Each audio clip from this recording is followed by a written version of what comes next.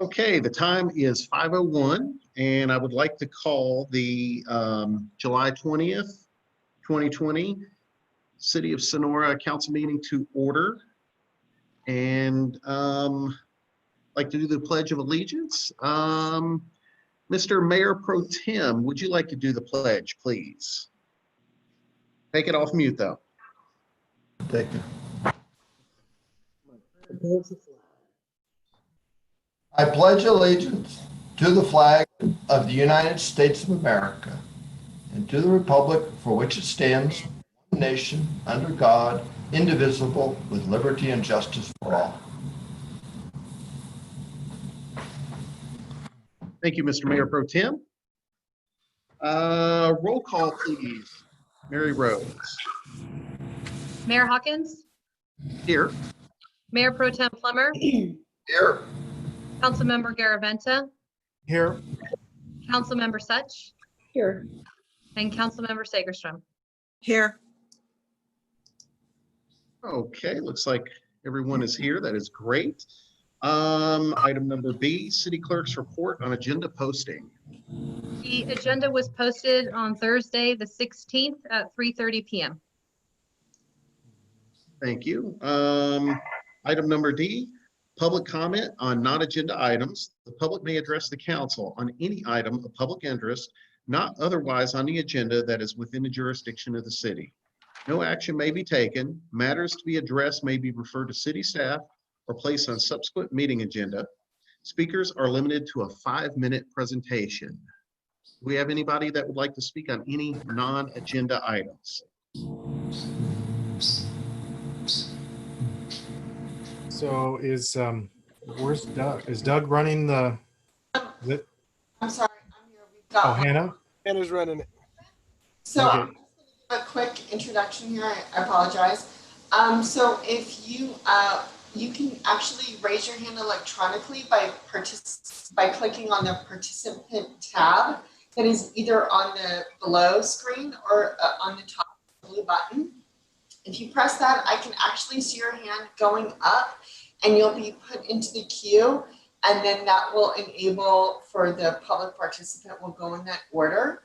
If you are calling in, please press *9*9, and then you will also be put into the queue and we will go into that order. So we will take the first person in the queue at this time. Yep. Mayor, it looks like you have Courtney Muzio. That would be Jeff. Jeff, go ahead and speak, please. All right. Thank you, guys. So what I was going to speak on is possibly considering manufacturing for cannabis, and I see that recreational is on there. Should I wait for recreational or should I go ahead? Yeah, Jeff, I would wait as part of the discussion on recreation. Okay, I will. Thank you very much. Thank you. Is there anyone else?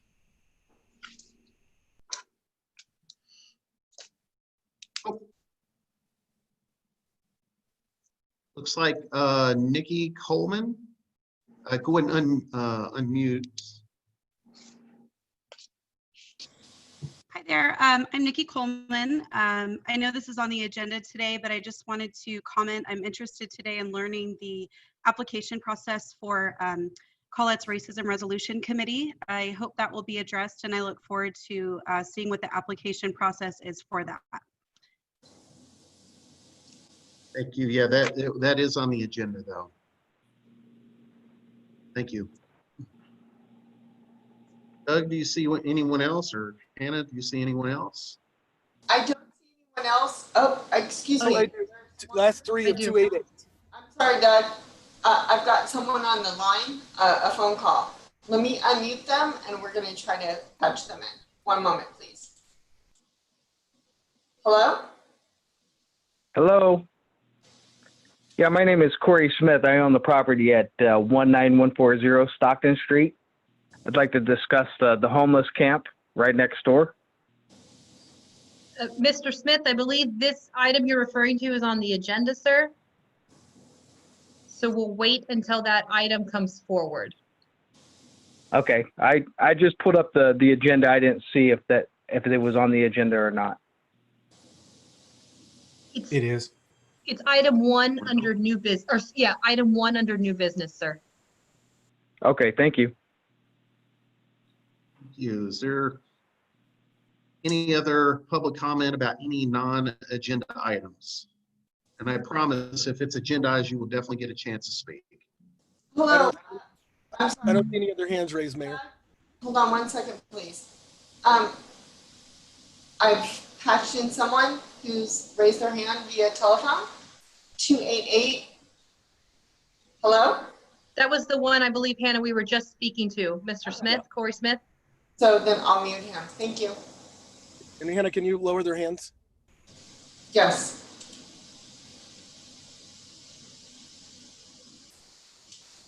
Mayor, with that, I don't see anybody else on waiting or prepared to speak. Okay.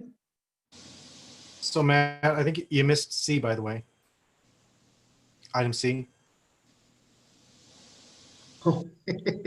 Thank you. I'm sorry. I'm Sorry. new at this, and I really appreciate it, Jim. You've had to do this you did this for 2 years, and you did a darn good job at it. So thank you. So item number C is approval of the agenda.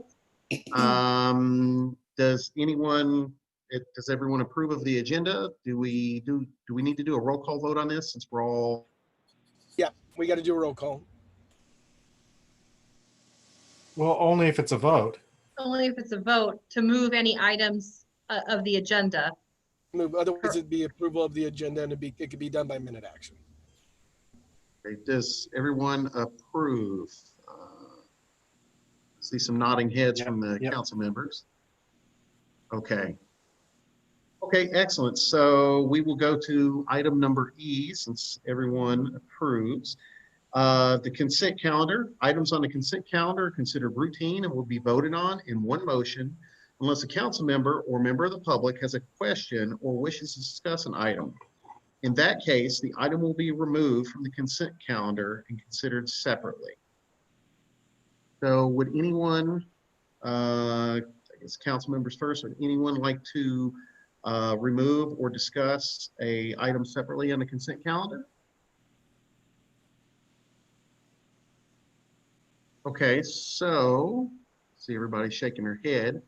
Okay, so I guess we ask for public comment on the consent calendar. Is there any public comment? And Hannah or Doug, if you see anyone's hand raised, I definitely would like to get to them. I do not see anybody's hand raised. If you'd like to participate, please press *9 or use the raise your hand feature. Mayor, I don't see any hands raised. Okay. So on the consent calendar, I guess that's a roll call vote also. Need a motion? Need a motion. I'll move on the consent calendar. Second. Okay, got a motion by Councilmember Garaventa and a second by Mayor Pro Tem Plummer on the consent calendar. Is there any other discussion from the council? And then I guess I call for a roll call vote. Mary Rose. Mayor Hawkins, Aye. Mayor Pro Tem Plummer, Aye. Councilmember Garaventa, Aye. Councilmember Such, Aye. and Councilmember Sagerstrom. Aye. Okay, so it's 5-0 with the ayes have it. Item number F, public hearings, we have none. Item number G1, unfinished business, informational item to discuss Governor Newsom's executive order N-33-20, requiring all citizens to stay at home unless needed to maintain operation of essential critical infrastructures. Mary Rose. So this is the item we bring forward every council meeting since March to discuss any updates to the governor's order or public health officer's order. I'm sure the public are aware that last Monday on July 13th, the governor mandated that all counties in the state of California close indoor dining of restaurants and closure of all bars. And then also expanded closures to 30 counties that were on the state's public health monitoring list. The county of Tuolumne is not on that monitoring list as of yet. And so the closures that apply to the county of Tuolumne and thus the city of Sonora were the indoor dining closures and the bar closures.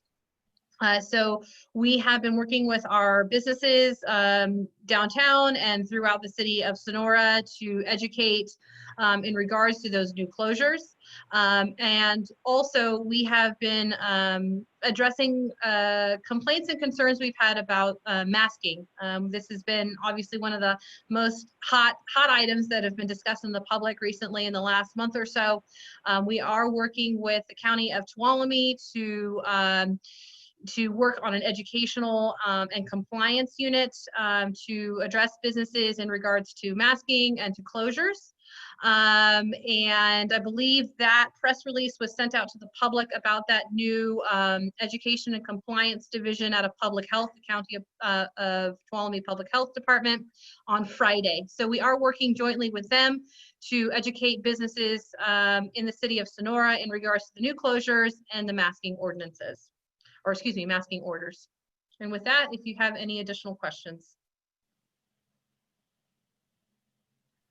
So for public information, Mary Rose or Doug, when a person is outside with more than 6 feet of distance between them and someone else, under the governor's orders, is a mask required? So the public health has a really good diagram of when masks are required on their Facebook page. And as per their guidance, outdoors masks are not required when you can maintain 6 feet of distance between you and other persons or people outside your social bubble. So for instance, if you're sitting at a restaurant table outdoors and you're sitting with your family, and you're outside, that would not require a mask. But if you are walking, you know, and you're close to people and you cannot maintain that 6 feet of distance, you are required to wear a mask. And of course, you're required to wear a mask in any indoor setting in any business.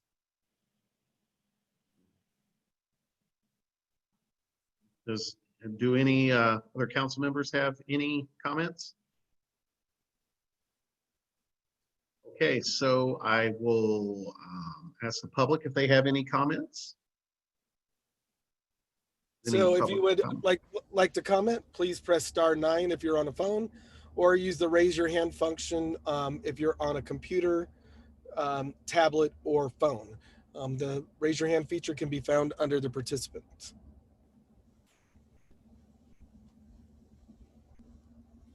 Oh no. I think I saw Miss Coleman raise her. Yeah, she is. She's doing the physical raise your hand. So, Hannah, if you could. I'm only finding the clap reaction on mine. So, clap. That's fine. It works. Just wanted a quick clarification. I know we have the info line through Tuolumne County Public Health at this moment, and I read our Anaya's blog today, and there was some information on his blog coming from obviously a Board of Supervisors standpoint, but his verbiage was that if the essentially if businesses and individuals continued to use the info line or overuse the info line, he would take that information back to the Board of Supervisors and push to not have the info line or that department available anymore. Personally, I was on the phone with Public Health today in regards to a separate issue and was told by Paula at Public Health that they really rely on people from the county calling in and giving them that information. I just wanted clarification as a City of Sonora resident, what the council, what your council's view is on that. Should we continue to use the info line? I definitely don't want it to be something that is taken away, because I think there are a lot of citizens that use it. But I also feel pressure from a little bit from especially Anaya that if we continue to use it, there's a chance that it might be taken away. So I just wanted to see what the city had to say about that. If you could shed some light on that for us. Thank you. And Mr. Mayor, if you would like me to respond, I can reply through you. That would be great. So thank you for that question. That's a really good question, Nikki. We have been in conjunction with the Public Health Department asking that City of Sonora residents and businesses to rely on that number, because we are trying to have one central message between both the county and the city. And also the public health officer is the public health officer of the city. And so the orders of the Public Health Department also have jurisdiction within the city. And so we've been asking our residents and businesses to continue to rely on that line for information. And also, I know members of the public have been using it to make complaints on businesses as well. I have not personally heard in regards to closure of that business line from public health. Again, I have not heard it from the Board of Supervisors either. So that was kind of first news to me, but I will say from the City of Sonora, we have been working very closely with the County Public Health Department, and we urge City of Sonora residents to continue to use that line, because that is going to be your most current up-to-date information in regards to public health orders, and also in regards to complaints that that City of Sonora residents or businesses have. Yeah, thanks a lot, Nikki, for that that question. Yeah, thank you. Does anyone have anything else? See any more, Doug? No, Mayor. Nope. Okay. Mayor, I see nothing else. Excellent. You know, one thing I'll throw out there, and I know it's it's from the heart of this council. They want to see every business succeed in the city, but you know, we've got state mandates that have come down. We've had other things that come down, and it puts us in a very interesting situation at times, and we're all working hard.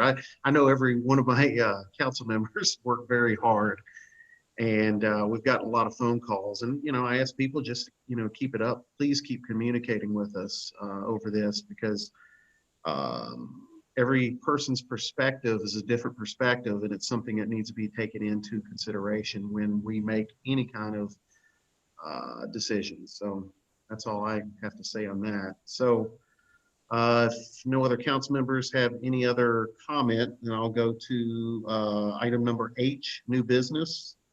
Number 1, consideration to agendize as an action item at a future date to enter into an agreement with Give Someone a Chance to donate funds to provide portable toilets at a homeless camp that currently exists on property off Stockton Road in the county of Tuolumne. I do want to emphasize that it's in the county. It is not in the city. It's right across the street, but it's not in the city. So Mr. Mayor and council members, a request was made of one of your fellow council members to bring forth an item to fund porta potties at the homeless camp listed off of Stockton Road in the county of Tuolumne. It's the jurisdiction of the county of Tuolumne, although it borders obviously the city of Sonora. The council brought this up last summer in July and brought forth an agreement with Give Someone a Chance, the 501c3 nonprofit that works with the unsheltered population on Camp Hope, and entered into agreement with that nonprofit to provide funding for porta potties. So that was done on August 19th of last year. We're coming up around the 1-year mark. And so what staff is requesting is to get consensus of the council to agendize whether or not the council wants to see an agreement go forward for next year, would give someone a chance to provide funding for another year, or at the length of what the council deems is appropriate. Okay. Looking for feedback from council. Councilmember Such, you're on mute. Excuse me, I just thought I should speak since I was the one that asked to bring this forward.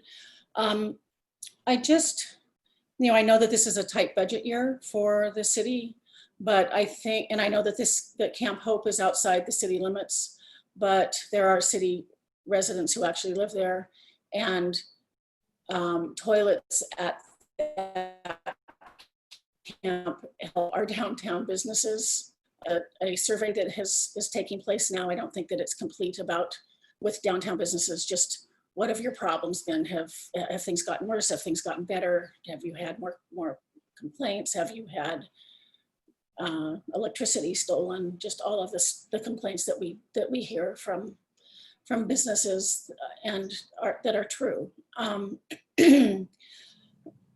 Excuse me. I did speak to A&A Portables, and they've actually been bought by another company, United Site Services, and the price has gone up a little bit. So last year, actually 1,600 was a little less than a third last year. Tim didn't calculate that correctly, as I remember, but it would be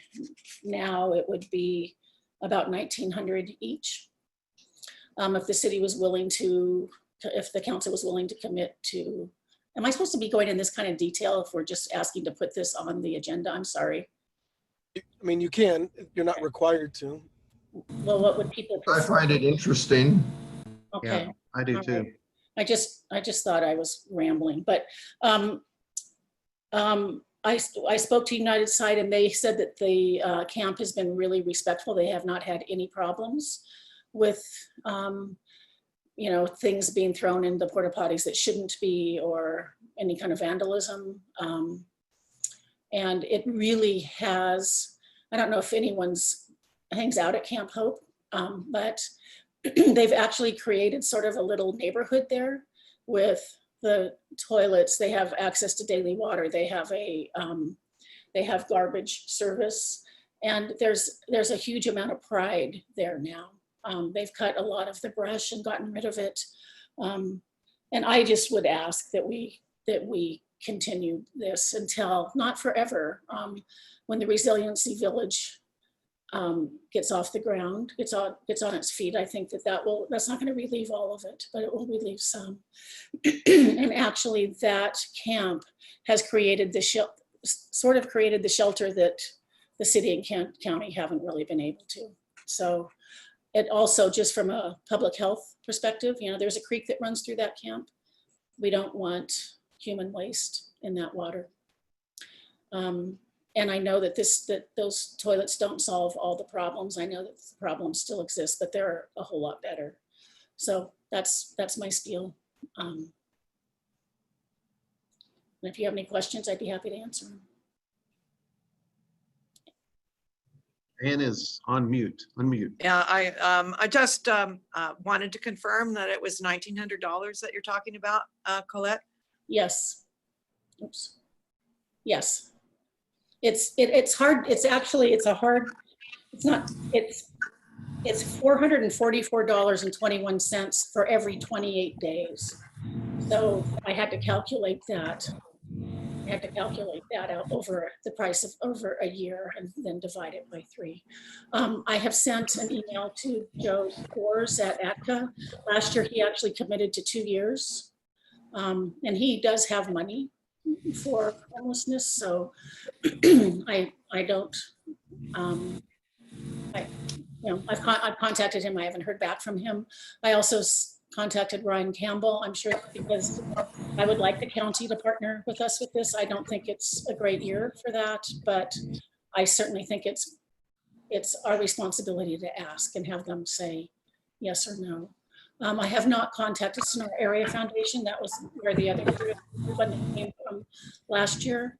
I think there were 4 or 5 different donors who were interested in contributing, because what I know about Daryl is that you have to have all the facts before you contact him. So I need to know about the city, and I need to know about ATCA, and I need to know about the county before I contact him.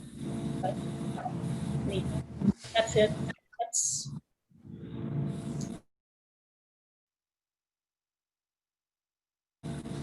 Do any other council members have any questions for Councilmember Such before I ask for public comment? Yes. That was just one toilet, Colette? 3? Oh, he's on, you're on mute, Colette. It's 3 toilets, and they're cleaned Okay. twice a week. which is good That's all. service. And there are about 65 people living there. Right. I just didn't remember the number, and it seemed like one would be awfully long lines and not adequate for the community. So, and it sounds like they were doing exactly what we'd hoped for. It would be nice if we could get a few more partners to help split the cost this year, but at this juncture, it sounds like we're talking about a couple $100 more than we paid last year. 300, yeah, about $300. Not quite $300. Yeah, you're right. Thank you. Anyone else, any other council members have?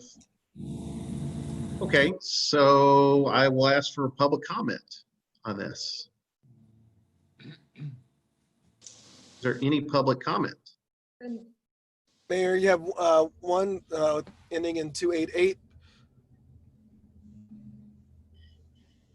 Okay. It looks like they are unmuted. This is Corey So Smith. the I one own the ending in property right next. 288, Hello? we can hear Can you. you hear me? Yes. Yeah, this is Corey Smith. I own the property next to that homeless camp, and I kind of disagree that it's actually became a friendly community, because if you look at the Union Democrat on 518, there was a felony assault with a hatchet at that camp. The second concern that I have is the fire hazard that homeless camp brings. Every one of those homeless camps has a campfire, because I've been there and camped on my property and have seen it. The other problem that I have is it's not just that camp, it's a camp right across the street that has no portable potties, that, God forbid, what they're doing to the creek that runs into Don Pedro.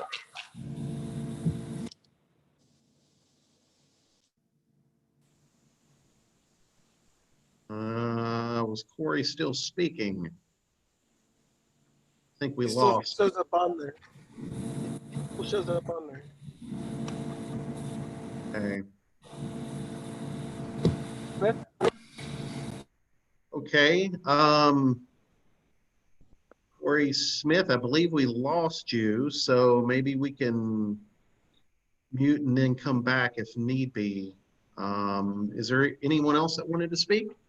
If you'd like to speak, please press *9 on your phone or use the raise your hand feature. And Mayor, for the record, Mr. Smith's phone does still show up Yes. as being.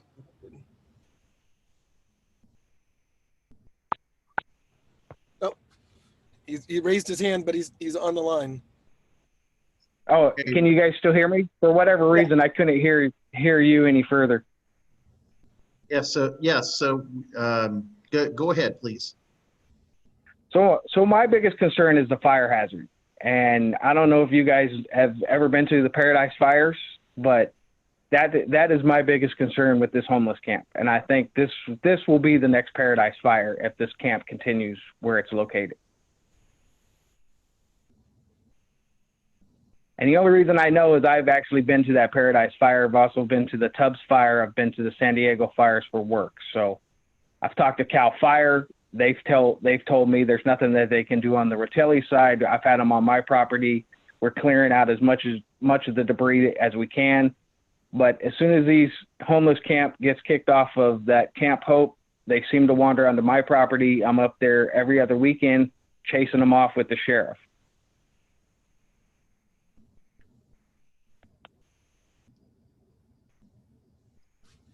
Hey, I have a question for Mr. Smith. Yes, sir. he is still there. Okay. You said that CAL FIRE couldn't do anything about the Rotelli's dump. I don't quite understand that. What did they give you a reason why they couldn't do anything? They couldn't do anything because he's I guess allowing access to his property, so they can't do anything unless they catch somebody actually with a campfire. By the time they're having a campfire, it's pitch black, and CAL FIRE is not going to come to the property. Okay. Over safety concerns. Okay. Thank you.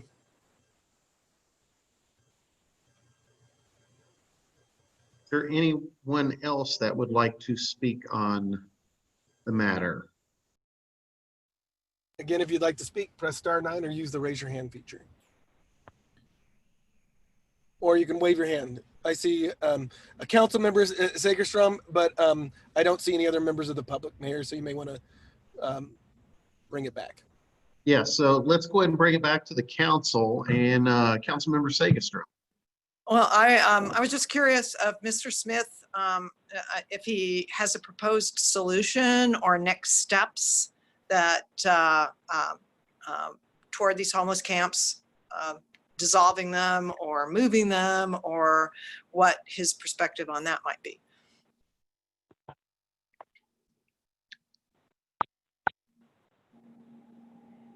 You can go ahead and speak, Mr. Smith. You're still unmuted. My perspective is to work with council member, the mayor, to find a solution. I mean, I get that we have a homeless problem in Sonora. I get we don't have the shelters, but I'd like to have either sit down with council members, sit down with the mayor to come up with a solution. And I mean, my fear is even CAL FIRE and the sheriff's office believe that this is a huge problem. So I don't have a solution at the moment. But I'm open to however we combat this. I'm open up for ideas. I just don't know what the idea is at this moment, because I understand we don't have a shelter in place. There's not one in Jamestown either.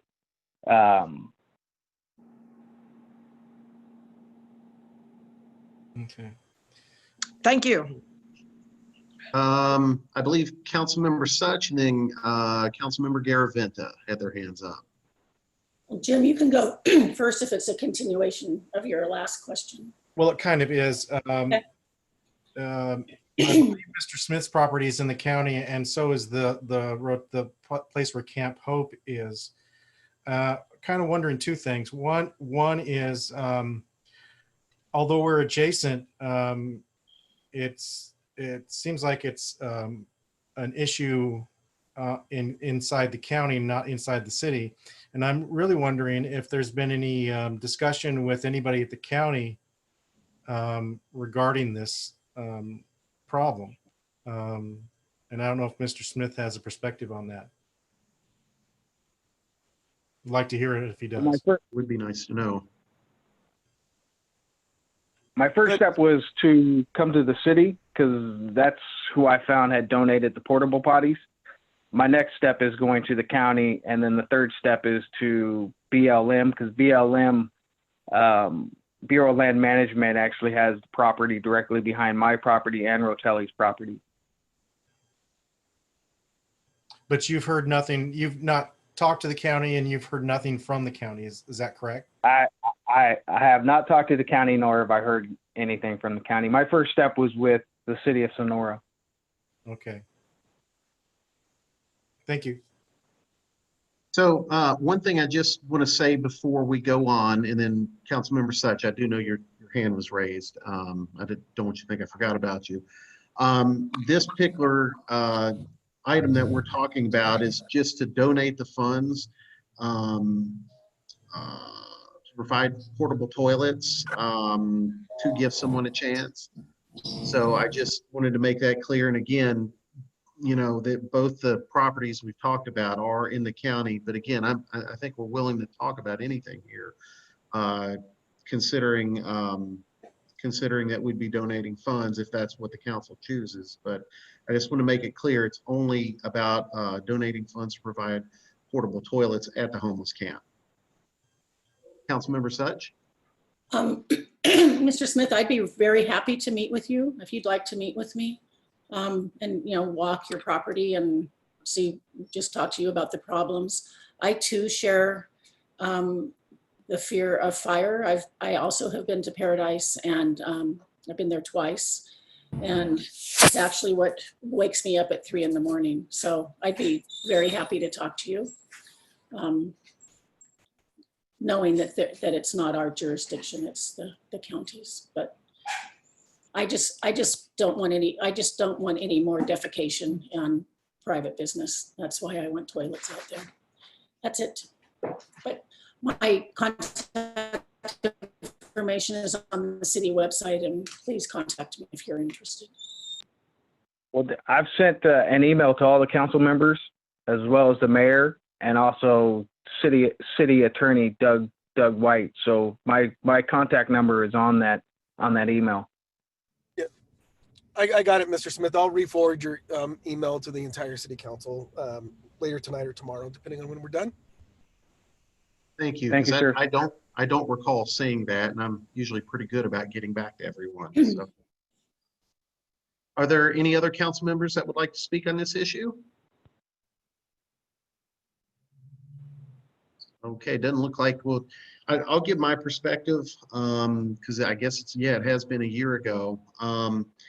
You know, one of the biggest reasons I was for, and again, donating this small amount of money was to keep sewage out of the creek.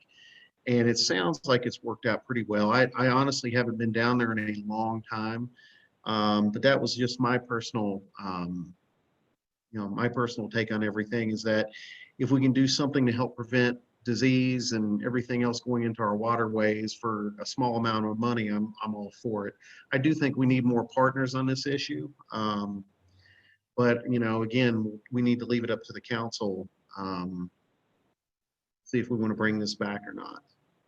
So, Doug, how would I ask for this? Would I ask for a motion? Bring this back to put it on the agenda? Yep. I was going to move to bring this back to agendize it as an action item. I'll second. Okay, so moved by Mayor Pro Tem Mark Plummer and seconded by Councilmember Colette Such. Roll call vote. Whoa. I just got a little quick discussion. So, I'm sorry, Jim. Yeah, I don't have a problem bringing it back to agendize it for a future thing, but we've got to get we've got to look at we've got to look at the big grill in the room. I mean, we need to talk to the county and see if they've got a partner in this and or possible solutions. So we did it for a year on our own. I think we need to do a little more reaching out to the county to do their part. That's it. Just point me in the right direction, and I'll go talk to the county. Okay, I'm sure we can figure out who to talk to and get you the right contacts. I appreciate it. Thank you. So, Councilmember Such. I just want to say that I can spend the next couple of weeks. I did reach out to Ryan Campbell because but I can reach out to Sherry because it's actually in her district. And I'll see if I can think of more partners so that we can share this, beyond just adding the county, but if there are more partners. And if anyone has any ideas about partners, I'm happy to make the ask, but if you could give me the idea, that would be great. Mary Rose, is there anything, have you talked to the county with this already before I call for the vote? Actually, yes. We, between your community development director, Rochelle Kellogg, and myself, we have actually spoken quite a good deal with the county in regards to Camp Hope. I've actually now visited the Camp Hope area twice, I think, and across the street in the city of Sonora jurisdiction. The environmental health director from the county, Rob, has been in contact with us as well. There is movement. I will say, I can't divulge too much because of Brown Act violations. I will say that the county is taking a hard look at Camp Hope, and that what the county is proposing there, they are involving the cities in that discussion. But I can't divulge what those conversations are because of Brown Act. But I will say that we are in contact, and we have been in quite a fair, regular amount of contact with the county in regards to Camp Hope. Okay, excellent. Councilmember Plummer, you are muted. Not any longer. Not any longer. I have a bird in the background, which is why I keep going to mute because it keeps on lighting up my screen. Well, for $300, I think that the benefits outweigh the cost. I'm pretty thrifty, but on this one, even if I would very much like to have partners, more partners, one, just some emotional buy-in, if you will, along with physical or monetary buy-in, would involve them a little bit more. But even if we can't, I think that we can still bear $300 more, and that's about it. Just want to let the public know we brought this back to the council. So unless the council wants to let the public talk again, which would be fine by me, but we're just talking about it as the council right now. Councilmember Such, and then Councilmember Sagestrom. I just would say that, just want to remind people that this $1,900 is for a year. If something happens at that camp, that money is not spent. So, you know, we would get the balance back. So just so you know that. I just don't want to see an interruption in the services. Councilmember Sagestrom. I was just going to, excuse me, volunteer to help Colette find other toilet donors. So I'll work with her on that to see if we can bump up the participation. Great, thank you. Councilmember Such again. Thanks, Ann. That's a huge help. And also, I just would like to invite the council to let the public speak again if you're so inclined. That would be fine with me. Okay, everybody. Okay, excellent. So, Ms. Coleman, you have had your hand raised patiently. So I would love to hear what you have to say. Just had a quick comment. I'm the philanthropy officer in the philanthropy department at Adventist Health Sonora. We do have Project Hope, which is a charitable fund that we use specifically for the community. Colette and Ann, I would definitely like to meet with you and talk more and see if we might be able to help with this. Terrific. Yay. I'm glad we opened it to public comment. Me too. Thanks, Nikki. Is there any other? Hey, Mayor, we've already taken action on that item, so We can't. we probably.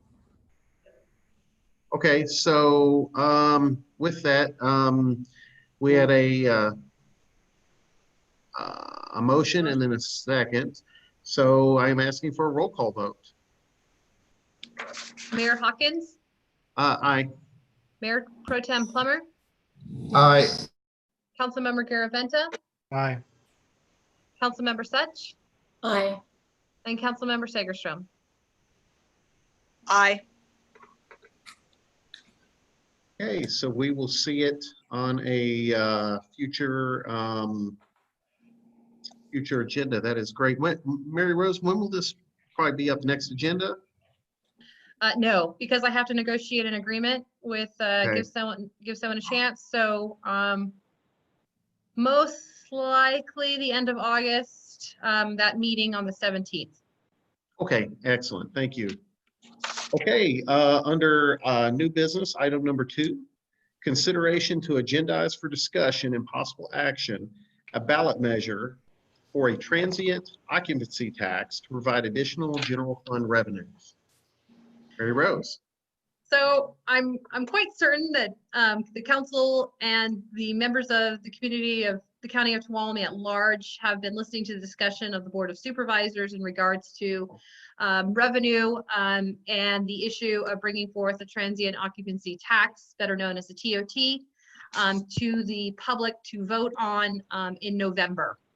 The Board of Supervisors directed staff on July 7th to bring forth an ordinance for approval on July 14th, which is what they did on this last meeting on July 14th, bringing forth an increase to the TOT from 10% to 12% in the unincorporated area of the county of Tuolumne. Not only was that to increase the TOT, but it expanded the application of the tax to include campgrounds and recreational vehicle parks, also within the unincorporated area of Tuolumne County. Historically, the county of Tuolumne and the city of Sonora have aligned their TOT percentage rates in a way to ensure equal distribution in promoting tourism for both the city and the county. And we have also aligned our percentages in which we give 25% of our TOT tax revenue to our tourism bureau, which is the Visitor Bureau of Tuolumne County, or Visit Tuolumne.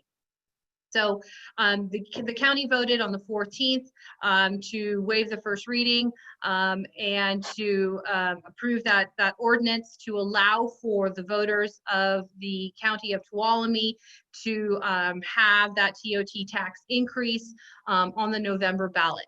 I am bringing forth for consideration for the members of the council to ask for direction if the council would like to bring forth a TOT tax similar to the county as has been done historically, to make the city and the county aligned in their TOT increase to go from the 10% to the 12%, also with the expansion of the application of the use of that tax, which would be then within the jurisdiction of the city of Sonora. So again, the county is bringing forth theirs, which would be in the unincorporated area, if the council so chooses, bringing forth an ordinance on the next council meeting, which would be August 3rd, because the deadline to appear on the November ballot would be August 7th. So we would need to bring back that ordinance for first waiving of that first reading on August 3rd. So with that, I will answer any questions that the council has.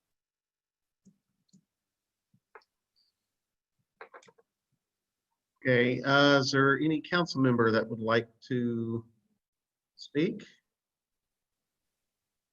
And one last thing, Mr. Mayor, sorry, one last thing I forgot to acknowledge. The amount of that would increase to the overall general fund revenues of the city of Sonora would be around 80,000 from the 10% to the 12%. Contingent upon the 25% that the city of Sonora gives to the Visitors Bureau, that would be around 65,000 that would be added revenues to your general fund revenues, which would make it just a simple majority of the voters to approve the measure. And with that, Such. Did you just say contingent of the 60,000 that we give to the Visitors Bureau? no, contingent on the 25%, Oh, which 25%. makes the general fund revenues about 65,000. Thinking about what we're receiving in these last couple of fiscal years, obviously we know this is a pandemic, so things are kind of in flux.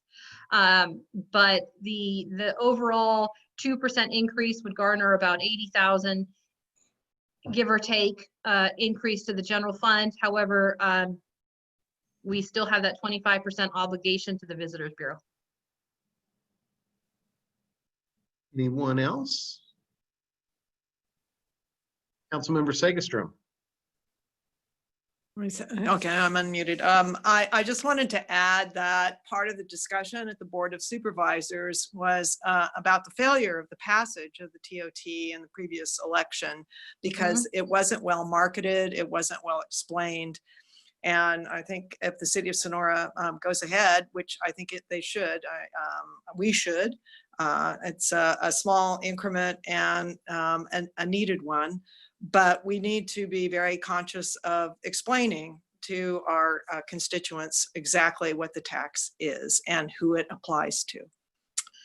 That's a good point to make, Councilmember Segerstrom. I know there have been questions about what actually a transient occupancy tax, who is taxed under that, and is not the residents of the county of Tuolumne or the residents of the city of Sonora. The persons that would be on the receiving end of this tax would be the visitors into your county. So those paying a tax on their lodging, such as your hotels, your Airbnbs, If this TOT were to be approved, it would also include expansion into campgrounds and your RV parks. So yes, I heard from the board that there were members of the public that were concerned that transient meant homelessness, but no, it's the persons that are visiting your county. So the residents of Tuolumne County, the residents of the city of Sonora would not be the ones paying the tax. Okay, any other council members like to speak on this issue? Okay, then I will ask for public comment. Is there any public comment? If you'd like to make a comment, please press *9 or use the raise your hand feature.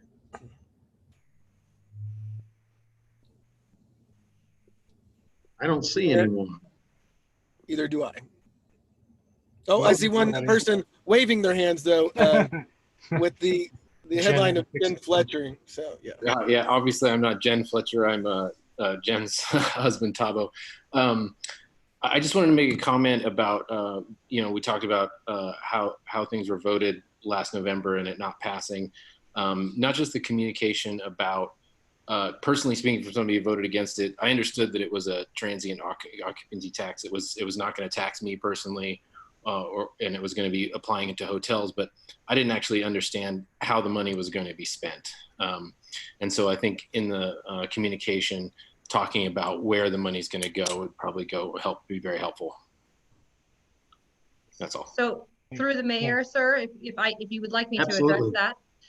So this would be what we call a general tax. So there's not a specific identifiable spot where the monies would be spent. And that's because it'll be just a simple majority of a general of the approval of the voters. It would go directly into your general fund revenue. Your general fund revenue is what supports your police, your fire, your public works, your community development, and your administrative departments. So in the city of Sonora, that increase would go to fund those departments that I just specifically stated. But again, it would go to the general fund and not for a specific purpose. Is there anyone else from the public that would like to speak on this issue? Mayor, I don't see any hands raised or anybody waving their hands. Okay, then I will bring it back to the council for further discussion or a motion.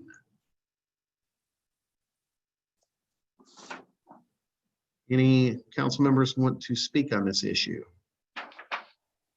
So what we're doing tonight is just agendizing, or are we agendizing a certain to match what direction do you need from us, Mayor Rose? Exactly.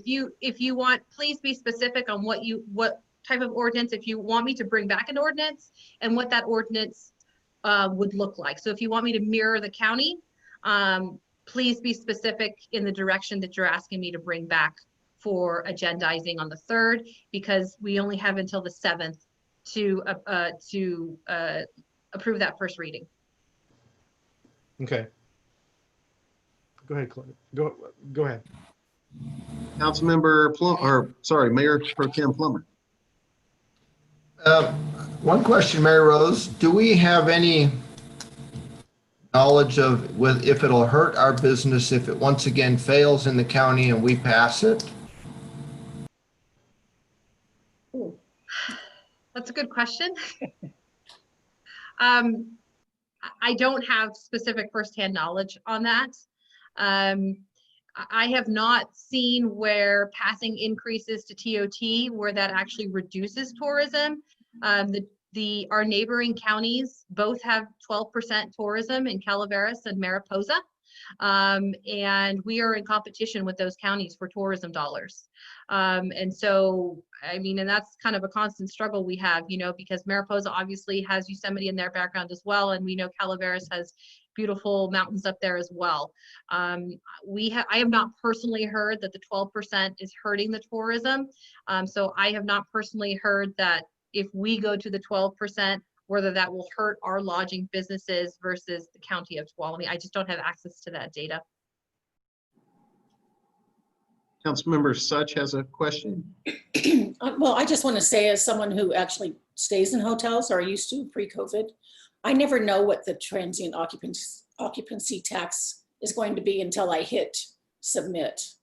I find my hotel, and based on the city and the part of the city I want to be in and how much I want to spend, and then and then the taxes are all levied, are all brought up. So it never affects me because I never know what it's going to be.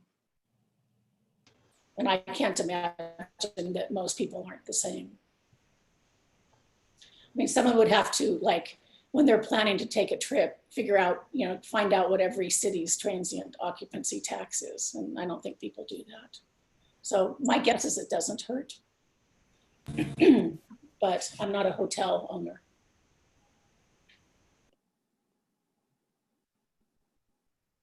Any other council members? I thought Mark was going to say something. Yeah. Well, I was going to reply, but then I felt it was maybe not all that necessary, that I avoid San Francisco nowadays because it seems like you go down there and you get a modest room and then another $60 in taxes and fees and other stuff piled on. And well, if I have to go to San Francisco, obviously you just suck it up and pay it. But I don't go there very much anymore, in part because of that. So on the other hand, I did want to state that, well, I thought I was elected in part to vote against new taxes. I feel that putting it to the voters, they get to decide, and that's where that's as close to democracy as we can get on the issue.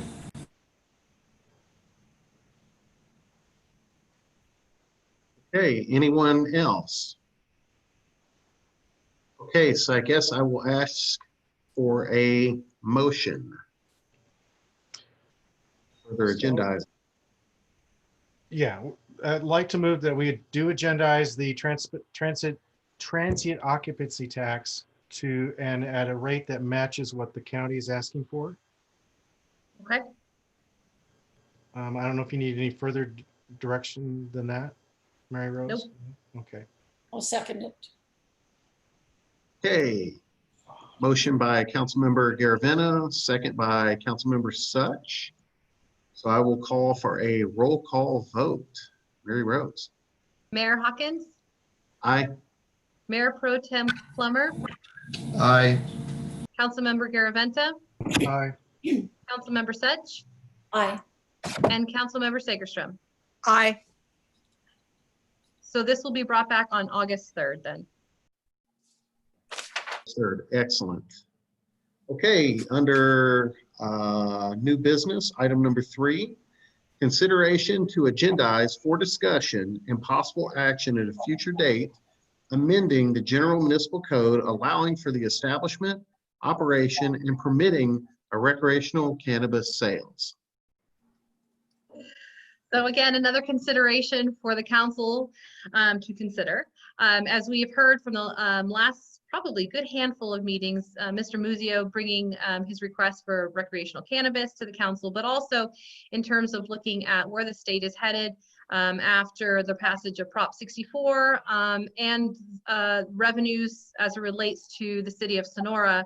The staff is asking for council to consider bringing forth amending your municipal code to allow for the establishment, operation, and permitting of recreational cannabis businesses within the city of Sonora.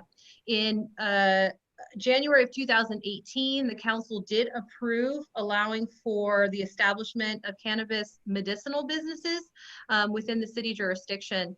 And they also approved a pilot program to allow for 2 medicinal retail establishments. We have entered into 2 development agreements with 2 separate businesses, of which one business, Mr. Muzio's business, Hazy Bulldog, is up and running and operating. We have been receiving revenue from his medicinal cannabis sales. As we're looking at ways of diversifying revenues for the city of Sonora, as we all know that right now, during the pandemic, we are looking at a reduction of revenues. One of the strong revenues that we're seeing is cannabis sales. And so staff has had discussion with Mr. Muzio and how his business is doing, and his business is doing actually quite well. And we have had discussions with him in regards to how he is operating, and he is operating within the jurisdiction and in the compliancy of the city.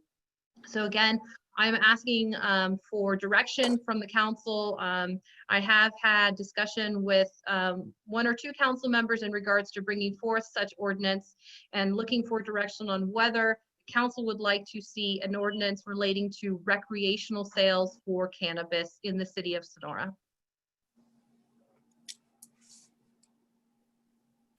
Hey, would any council members like to speak on this matter? Okay, so, Councilmember Sagas. Well, I have to admit to being not a cannabis user, and so I did not know the difference between recreational and medical marijuana usage. So I had to look that up.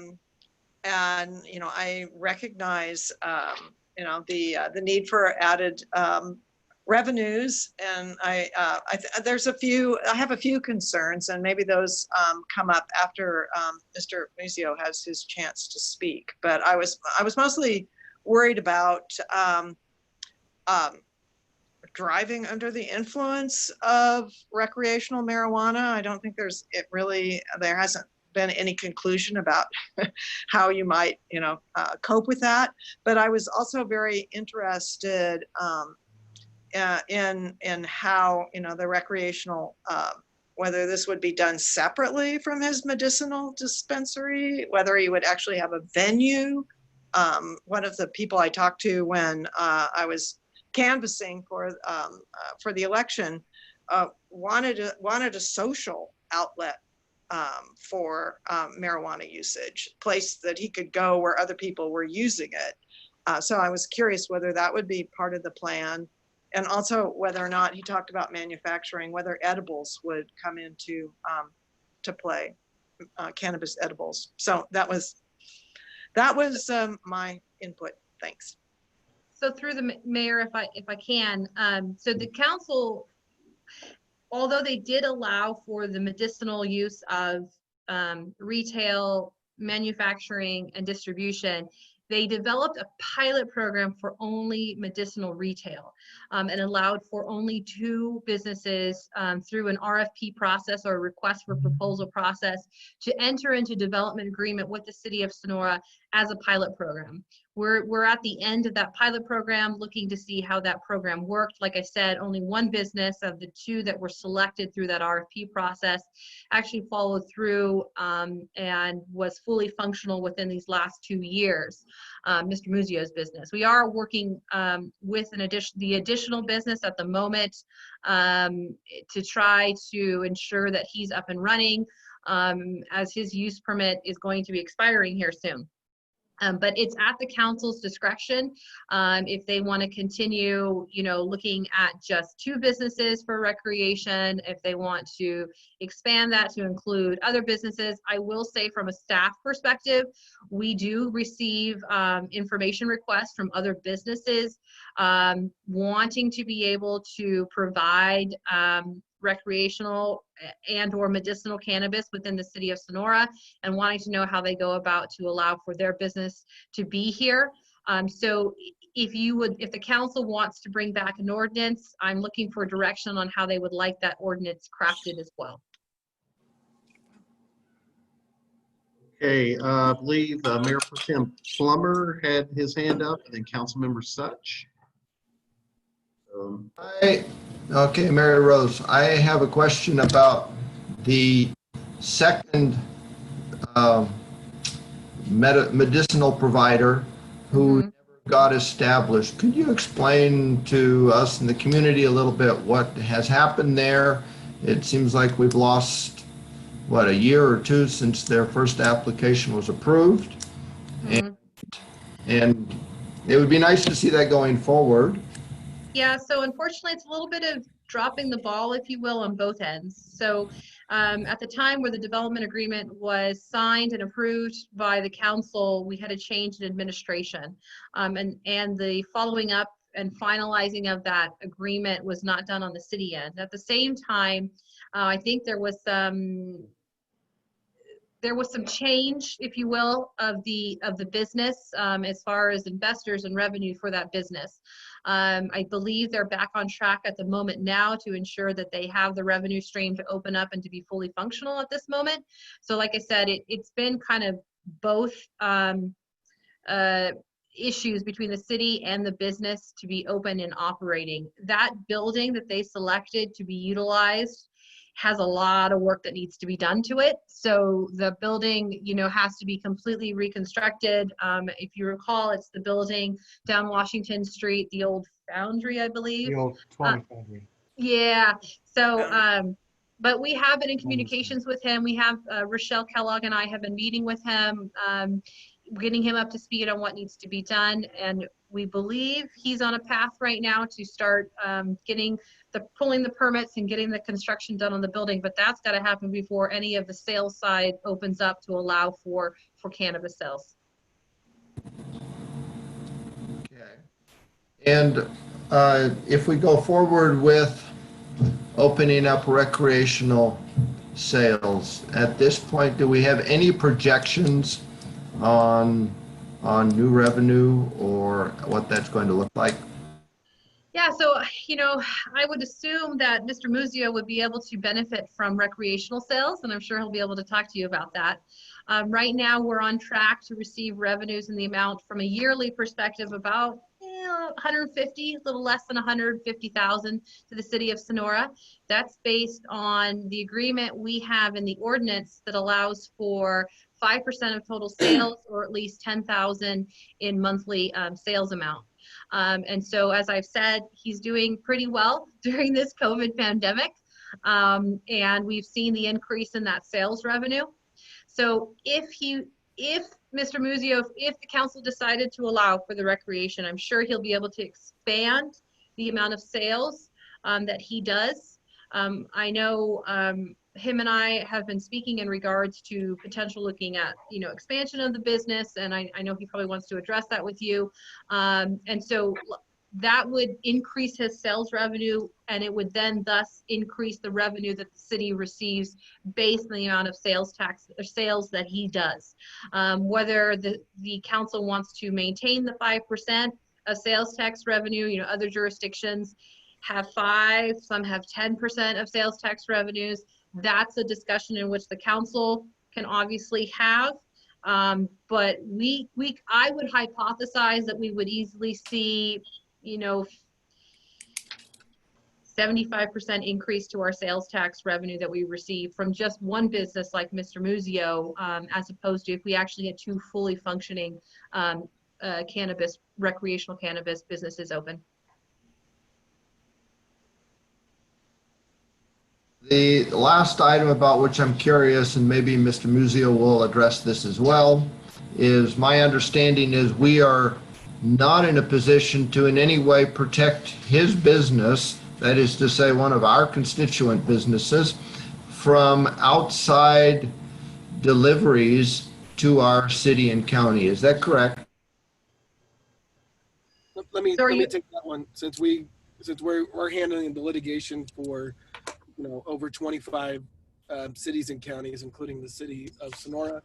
That issue's up for litigation. I believe it's next month is going to be the hearing, and I think we'll have a decision before the end of the year.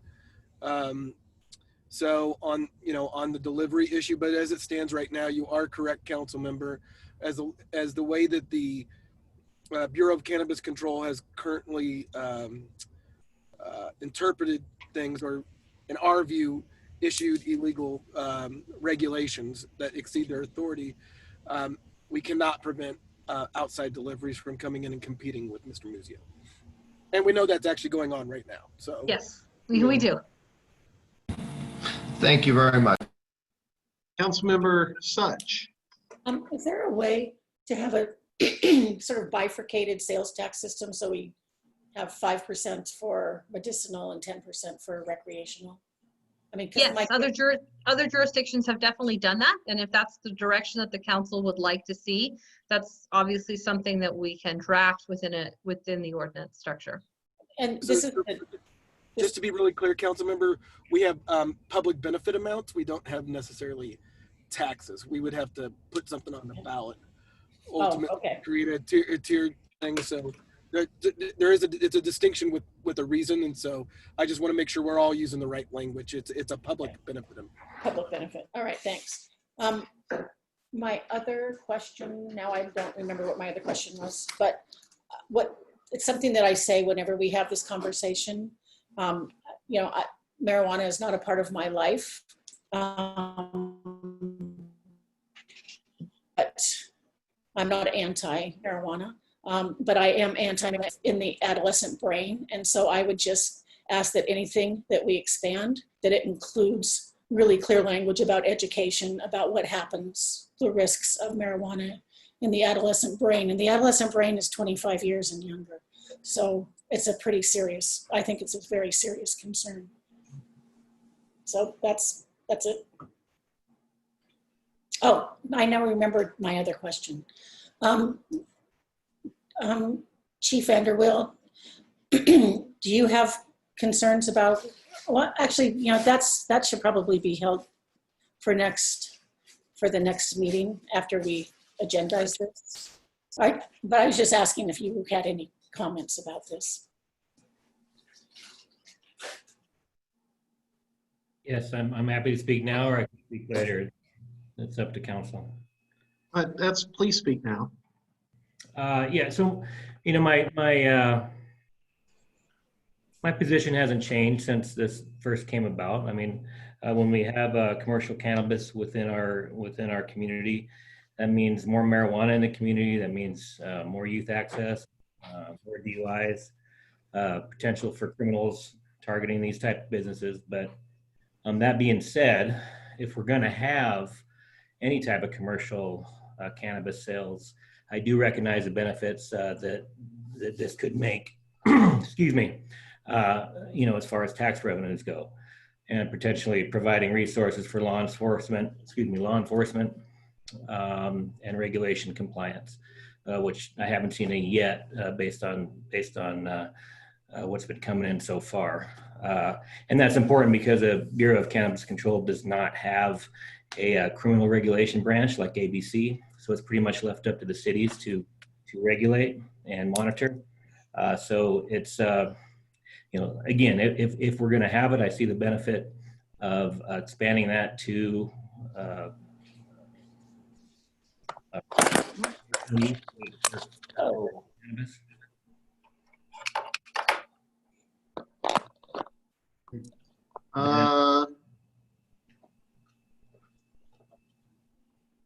Something just kind of went wonky, but I think we're fine now. Mayor Pro Tem.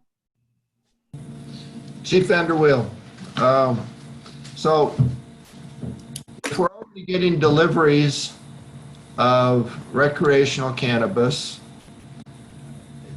wouldn't we just be altering the source but not the actual import? I think either way, I get bits and pieces you're cutting out, or I'm cutting out. Either way, we're going to get unmonitored sources coming in. There's going to be competition. There's going to be black market competition.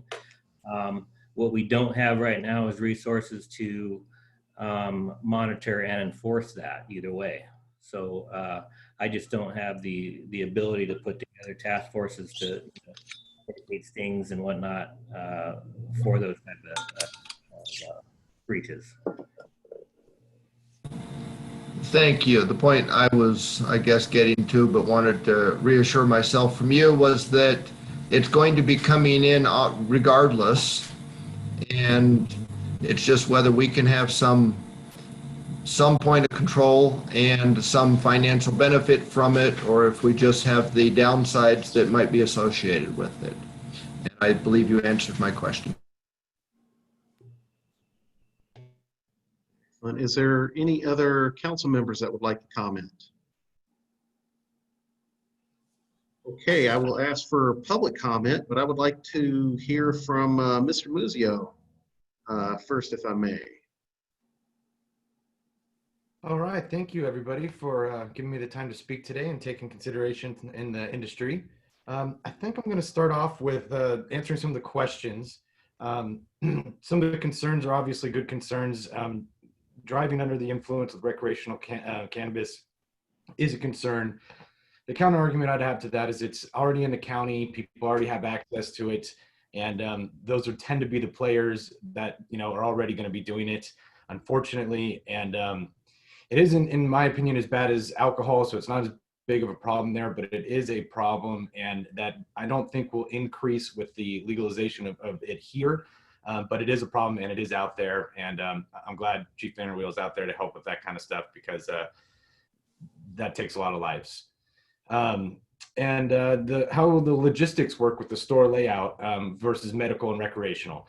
Basically, it's already hybridized. That's kind of why this argument is brought up a little bit more passionately. I actually really enjoy our medical patient program that we have in town, but everything is absolutely moving to recreational. It's going to even out the tax structure. It's going to even out everything for everybody.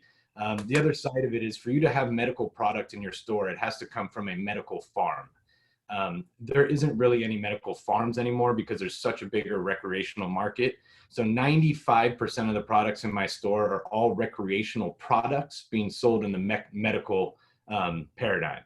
And the small amount that I do have that's medical are kind of ones like, for example, edibles in the recreational market can only go to 100 milligrams. In the medical market, it can go up to 1,000 milligrams. So that added strength, I do have some pill bottles for people that regular edibles aren't strong enough for, but a very, very minor amount of stuff. It tends to be expensive and not for everybody. It's way too much medicine for most people. So it's already basically hybridized, and it wouldn't change much at all as far as that goes. And a consumption lounge is more what you were talking about, where people were consuming cannabis on site. It is something I would do down the line as a possibility. The building that I'm looking at that I'd love to invest in is big enough where we could actually have it off to the side. But what actually comes first is the dispensary, and the consumption lounges are usually something off to the side of a dispensary, because a consumption lounge, you can't leave with any product. You can only smoke and consume what's on site. But to be honest, a consumption lounge would compound the driving under the influence concerns. So that is not something that's on my plate right now. That would be years and years down the line. But that would be a good social life for the city, I think, down the line, possibly. The other questions were estimates on projected recreational sales. Most places double their sales. I project here we go about 50% to double. And that's just our sales. And then depending on how you structure the taxes, it could be even more for that for the city. Generally, the taxes are more based off of each individual sale as opposed to the $10,000 up front that we're doing with the community benefit fee.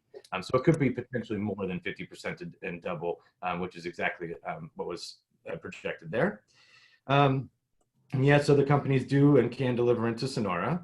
And can we keep the current tax structure with the additional recreational tax structure? Not only could we, but I think we probably should. Maybe that 10,000 might have to be adjusted, just depending on if our medical sales go way down, because that's potentially going to happen. Some people aren't going to renew their their medical licenses. They're just going to go for recreational and pay the extra taxes, which I think is silly. I would keep this current tax structure. Hopefully everybody that's currently medical would stay that way. And if that's the case, then absolutely the city could benefit from the community benefit fee and the additional taxes. And 25 and younger having access. Once again, the counter argument is kind of passive. It's they already have access. 25 is well old enough. In the medical paradigm, you don't even have to be 18. Of course, you have to have a more special reason, and doctors don't just give out to people under 18. So that's a little bit already taken care of. Under 18, under 25, people have access, and it comes into personal responsibility at that point. I actually agree. It's one of the things my dad drove into me as a kid as I was using this, and probably destroying some of the brain cells that I could have had. It's one of my bigger regrets in life, in fact. So I'm actually passionate about that. I do not encourage people under 25 using cannabis. Unfortunately, I don't think I would have much an effect on that before or after potentially legalizing recreational use. And then the last thing, just to touch on maybe what Chief Vanderweel said, security issues. being compounded with more cannabis businesses. Cannabis businesses are a target, and if you've seen in these silly riots, they've been a target in those things as well. But for my particular argument in our particular city, the building that I'd love to invest in is much more sound. It's a cinder block building, blah blah blah. So security would be actually raised in my particular situation, and that's the only counter argument I have to that, because that's also a very valid concern. And then I just real quick wanted to touch on manufacturing as well. This argument kind of goes for both of them, but manufacturing will definitely create more jobs for the city. There's 4 licensing types. The more minor one has less potential for jobs, 10 jobs possibly. And if you were to open up the type 7 licensing, I could potentially see, once the company comes into full maturity, up to 50 jobs in the city of Sonora. And that would, of course, be low paying, temporary jobs all the way up to high pay, talented jobs, 6-figure jobs. And then Mr. Muzio, just so you know, your 5 minutes are up. Cool. Thank you so much for listening, everybody. I hope I hit everything that was important today. Thank you for letting me speak. Excellent. Do any council members have any questions for Mr. Muzio? Okay, Councilmember Such. I just want to say that I don't expect you to talk 20-year-olds out of smoking marijuana, but I don't think the public at large knows the risk for people, for teenage and for adolescent use. And so if you could just have that kind of information available, because I know a lot of parents who are like, what? I've never heard of that. And it's very well documented. And it's not just that you lose brain cells, but there's a correlation to schizophrenia. It's pretty serious. So I would just ask that you provide that kind of public education as part of your community service. Thank you. Absolutely. And I remember you saying that a while ago as well, and requesting that we had some sort of literature in our lobby. And I had Jenna Weeks, who's our store manager, develop a pamphlet, and we tend to give that to every single new patient that comes in the store. And that is part of the information on there that, it gives warning on under 25 in the warnings of a non-developed brain using cannabis. So we do have that as a little bit, but yeah, I see your points. Absolutely. Thank you. Okay, any other public comment on this issue? If you'd like to comment, please press *9 or use the raise your hand button. I see. Yes, that's what I was going to say. I see Tommy T raising his hand. Hey guys, can you hear me? Yes. Yes. So I think Mr. Muzio kind of covered most of it. So I want to thank him for that. That was excellent. And I want to thank you guys for broaching this issue. We're looking at 4 years now of money kind of left on the table with this issue. So I think it's really good you guys are having this conversation. And I really look forward to seeing what you guys do with this moving forward. Thank you. Thank you. Anyone else like to speak on this issue? Mayor, I don't see any other raised hands or people physically raising their hands in the video. Okay, so I will bring it back to the council. I'll make a comment after any other council members would like to make a comment. Mayor Pro Tem Plummer. I would like to say that I feel that over the last couple of years, Mr. Muzio has generally been a very good partner with the city in this business. And I think that going forward, we should be working with him to try and help his business, not look at it just as a source of plunder. So while we might, he obviously evinced a willingness to negotiate on the taxes and different structures. I think we want to go forward. I support letting the application go forward and trying to make it as favorable for his business and competitive with outside sources and competitors as possible. Any other council members? Not really, unless you're ready for a motion. I'll just make a quick comment. I've known Jeff for a while now, and when we did our work on our marijuana task force several years ago, he, poor guy, I know I bugged him to death, but I've never used marijuana. I don't drink. I have 6 children. So a lot of this really hits home with me. I also have a lot of friends that use marijuana recreationally and medicinally. The part I always go back to medicinally is that my stepfather, before he passed away, was able to wean himself off of Norco, which is 100 times, worse than anyone can think of.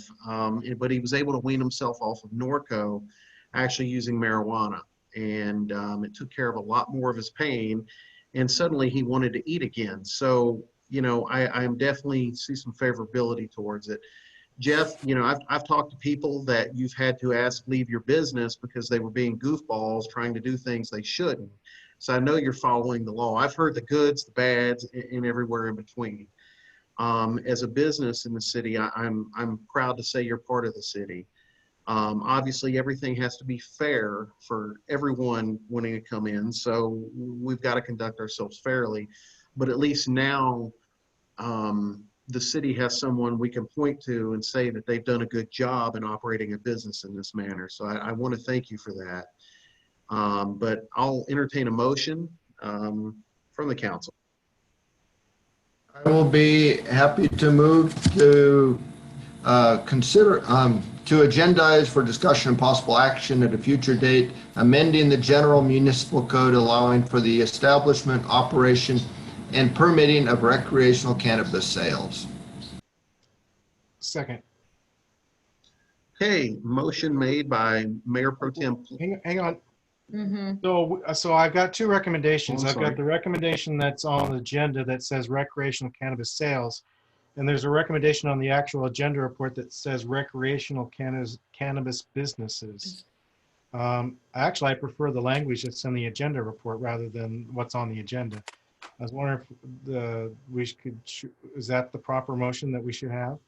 I think, council member, we're looking for direction on a couple of things, some of which was brought up by Mr. Muzio, which has to do with manufacturing, things that were brought up by the city administrator dealing with, do you want to open it up to potentially a third business, more if you wanted to, and then whether or not you want to allow recreational being the third item. So I think we would like to see direction from the council on all 3 of those items. And then we'll get all the wording and everything dialed when we know what you want to do.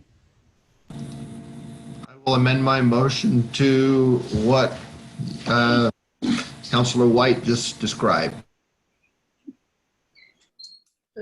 Well, I think they're looking for direction, so. Yeah. Are you wanting just retail recreation? Are you looking for an ordinance that just addresses that? Mr. Muzio is trying to address manufacturing. Is the council looking to allow for the expansion? Do you still want to keep a pilot program like we did with medicinal? Do you want an ordinance that reflects allowing for manufacturing and distribution? And then also, do we want to just limit to the 2 businesses like we do now, or does the council want to potentially look at expanding it beyond just 2 businesses? Okay, so. Go ahead, Councilmember Garaventa. So my feeling is, yes, I think we should look into the manufacturing part of it and bring that back. As for a third business, I think only to be fair, because we're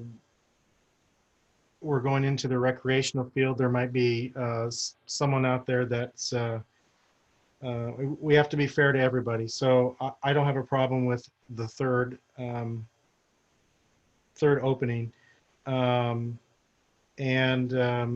forgot what the third direction, Mary Rose, you wanted direction on. Recreational, just that you were okay with us coming back with something that would allow recreational marijuana in Sonora?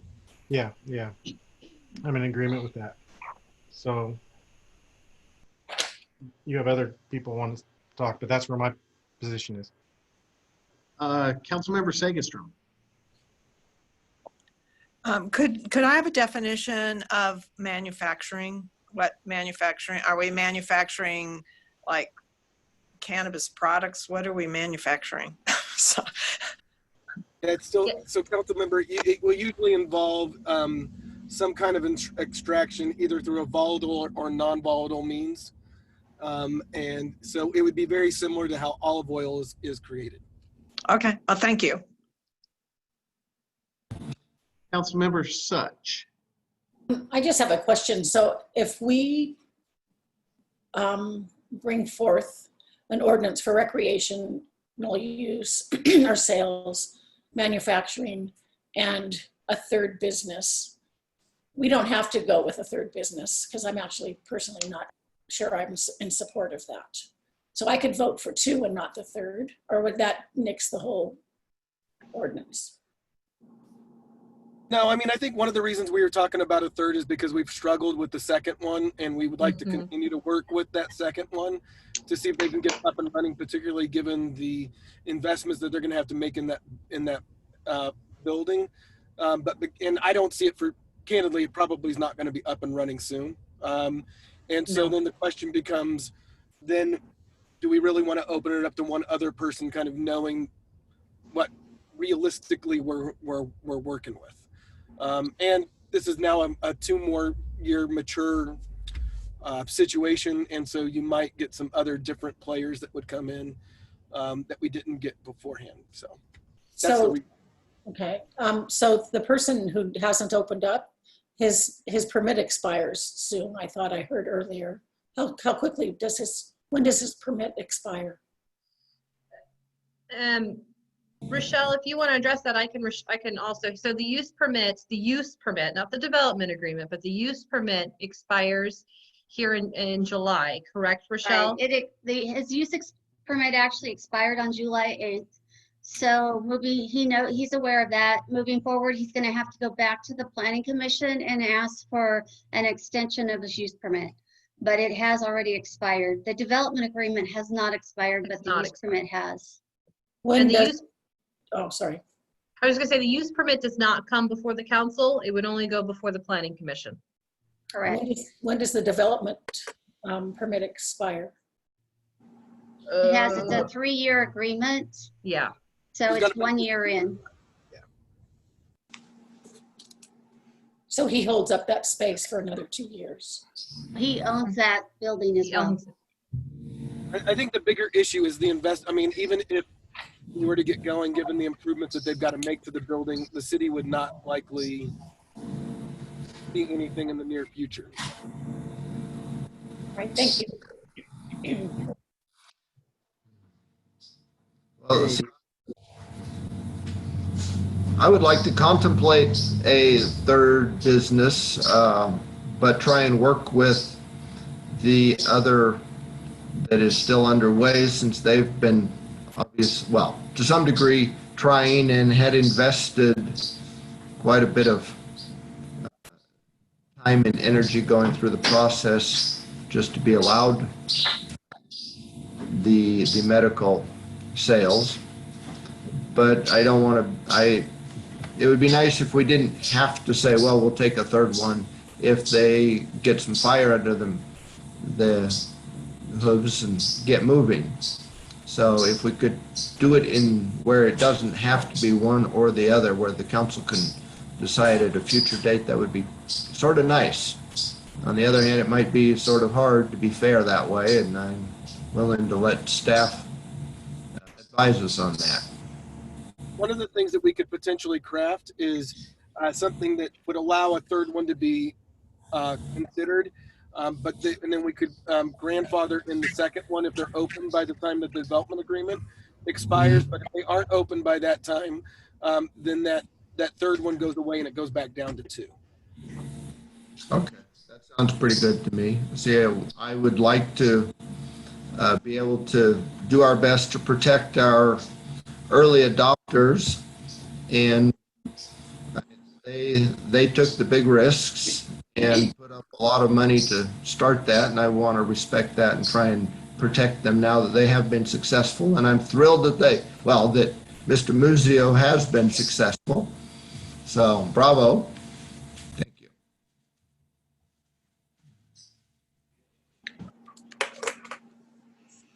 Okay, so is there anyone else that wanted to speak? Any other council member that wanted to speak? So there was a motion, but I think I got a little lost after. Well, frankly, I made the motion and now I'm a little lost as to. Well, I'll withdraw my second, and then we can, if Mark withdraws his first, and we can start I fresh. will do that. Let's do that. Thank you. Okay. So I withdraw my second. I withdraw my motion, and frankly, it's been so much back and forth that I'm going to hold off on the motion because I'm not quite sure where we think we want to go. I think I know where I want to go, but I also would like a motion that reflects the general sense of the council. Well, I can go ahead and take a stab at it. Okay. You've had a lot more practice than I have. So I'd like to move that we agendize for discussion and the general, amending the general, action at a future date, amending the general municipal code, allowing for establishment, operation permitted of recreational cannabis businesses, which includes a manufacturing, and as the Doug had the best wording at the end. I think it was the option for the third and grandfather the second one in if they finally go through. And so we would be allowed up to 3 dispensaries, but if the second one is not in operation by the time that their development expires, it would go back down to 2 and they would lose their right. Okay, exactly that. That would be my motion. I will second. Can I just ask for a point of clarification? Sure. Are we allowing for manufacturing of 3 businesses as well? I guess we'd have to, wouldn't we? Well, I would say that when we go to cultivation, we don't usually have a limitation on those kinds of uses. Because of our zoning, it would be so difficult to even find multiple spots. And we've never even got any of the other businesses that are currently allowed to up and run because of that difficulty. I would probably recommend that you not put that limitation in at this point in time, and that we handle that as they go through planning commission. If we ever think that we're getting too much of a concentration, we can always stop the ordinance, but I don't think it's ever going to be an issue. And candidly, I'll be surprised if we have another manufacturer come in other than Mr. Muzio. So. Yeah, I would like to comment on that. Doug's absolutely right. Because you're zoning for your recreational, well, for your medicinal now, but for your recreational is very different than the zoning that's allowed for your manufacturing. So and your testing. So that to combine those to have, that would make it very difficult. So I think we need to be really careful on that. Oh, if I can bring up a point of clarification, Councilor White mentioned cultivation, and as far as I have thought, that's still excluded from the city entirely. That's correct. That's correct. Okay. I think Doug inadvertently said cultivation instead of manufacturing. That's why I'm bringing it up, though, because what we understand, and I just don't want that to be misinterpreted later on. Thank you. Okay. Oh, go ahead. I was going to say we have a motion by Councilmember Garaventa and a second by Mayor Pro Tem Plummer. Jim, it looked like you had something else to say.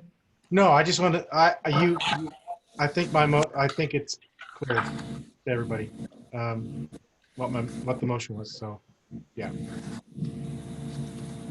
Okay, so Mary Rose, roll call vote, please. Mayor Hawkins, Aye. Mayor Pro Tem Plummer. Oh my gosh, I almost said Hawkins. Aye. Sorry about that. Getting used to it. Councilmember Garaventa, Aye. Councilmember Such, Aye. and you said, and Councilmember Segerstrom. Sorry, Colette, I didn't hear you there. Aye. Okay, looks like we'll be seeing this on a future agenda. Excellent. So under new business, item number 4, consideration to provide direction to staff for committee member selection criteria and general purpose of the newly formed Social Equity Committee. And before I ask for comment from city staff, I believe Mayor Pro Tem Plummer has some comments he'd like to make. I do. Colette, I have heard from, sorry, Little Birds that you'd prefer that I not be heading the committee with you. And I have heard that from other members in our community. Would like me to continue as well. But if our former mayor, Jim Garaventa, who I think is best placed to deal with this type of topic, and if we limit it to the city issues, then I would like to step down from my seat and give it to Jim Garaventa. But partly that depends on where we go with the discussion. If we, as I think is correct, limit this to just city problems and city issues and things the city can actually deal with, then I think that would be a far better solution than me being on this committee. Thank you, Mayor Pro Tem Plummer. Mary Rose?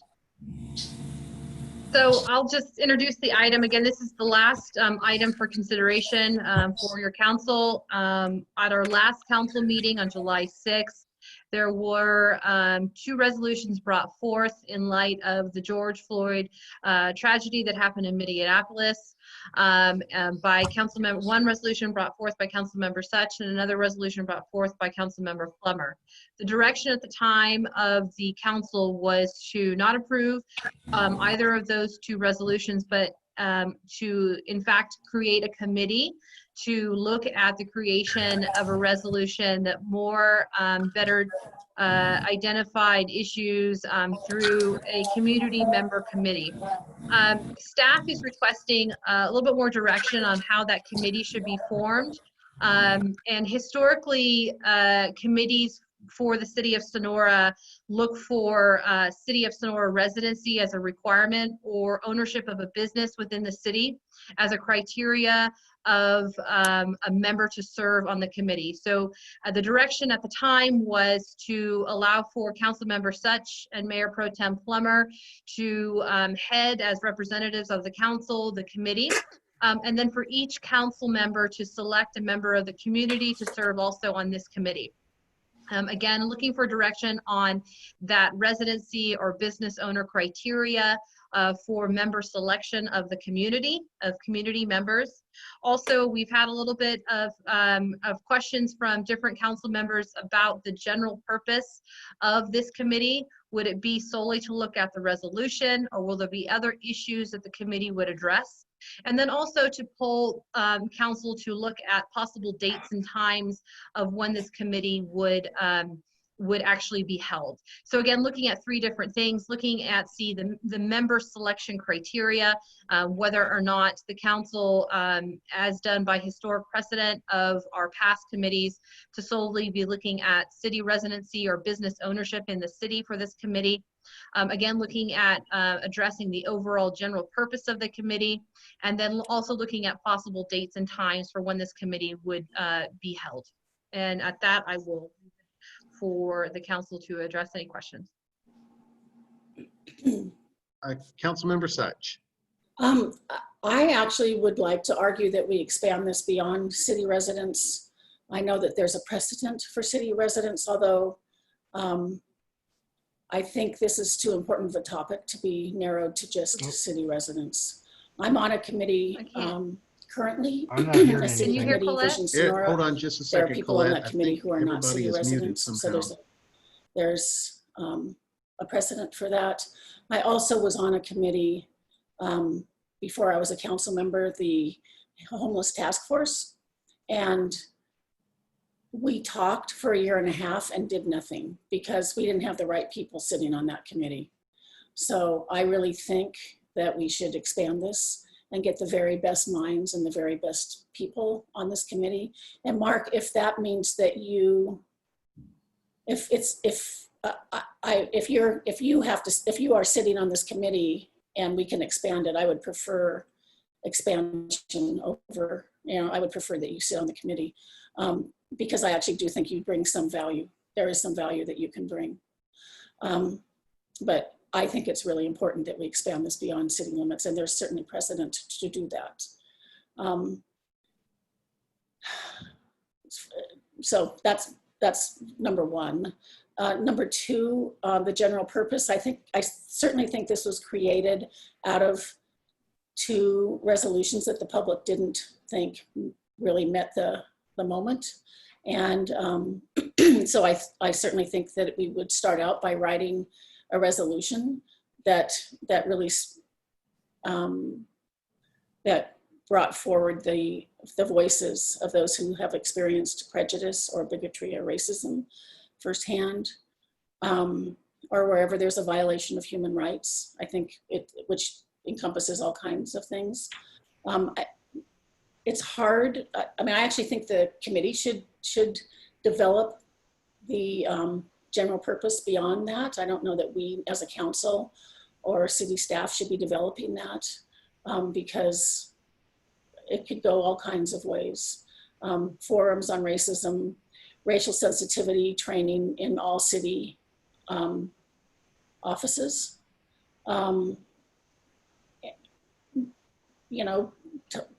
Museums talking about the history of racism in this country. I mean, actually, excuse me, speaking honestly and thoroughly about our the history of racism in our community. But I think that the committee should make that decision, not the council. And just also, I personally would want it to include how different races have impacted our community from its inception, including before the gold rush. And also, kind of think about how racism actually affects tourism in Sonora, because people of color come here and they don't want to come back because they're often treated poorly. I've heard that from many people in the last couple of weeks. So, but really, I would choose that this not be tied down to a purpose that we come up with. Certainly if there are things that council members want to see on this, addressed on this committee, I think that's appropriate, but I don't think it should be limited to just council members' ideas. That's the whole purpose of the committee, to engage the people who actually live this. And in terms of when, times and dates, I personally would need to see our committee assignments before I can commit to any kind of additional time and date, because it would have to work with my committee assignments, Mark's committee assignments, or Jim's committee assignments. So that's it from me for now. If I can just make a comment here real quick. I apologize. I haven't got the committee assignments out yet. Within the last. That wasn't directed towards you, Matt. Oh, I understand, but I know the public is asking, hey, what the heck? So now I apologize. With things that have happened in the last couple of weeks, I just have been overrun with time there. But coming up our first meeting in August, I'll have our committee assignments. So just for future reference to everyone. But I understand, Colette, you weren't saying. It's a large task. I know. I just don't want to tie us into something that then we can't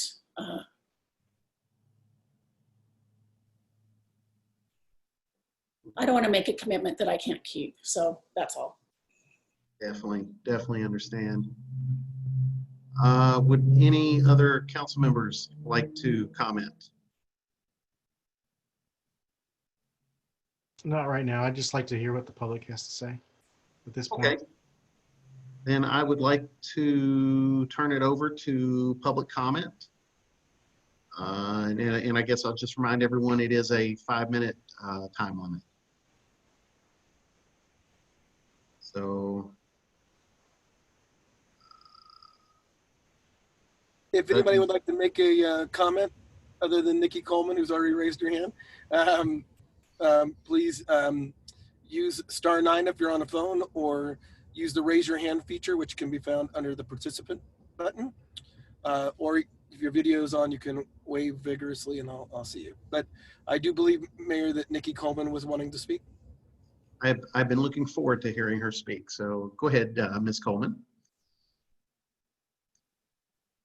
Colette, I just want to first thank you. I think that you have echoed a lot of words that a lot of Sonora residents have felt for a very long time. I am Native Hawaiian, and I also have Native American in me as well. We definitely believe in being peacekeepers and being connectors and unifiers. And I think there's could be some connotation with this committee that might not be exactly what you're intending. And I just wanted to voice that I think it's important with this committee, regardless of who is on it, that we keep in mind that there are good people on both sides. And I want to use the example of, I was at the first BLM protest myself, and while there was definitely a division in the street, I think we both knew people on opposite sides of the street. We saw people that perhaps don't share our political views, but we know that, you know, if someone of color was walking down the street, they would still give them the shirt off of their back. And it's that Sonora that I know.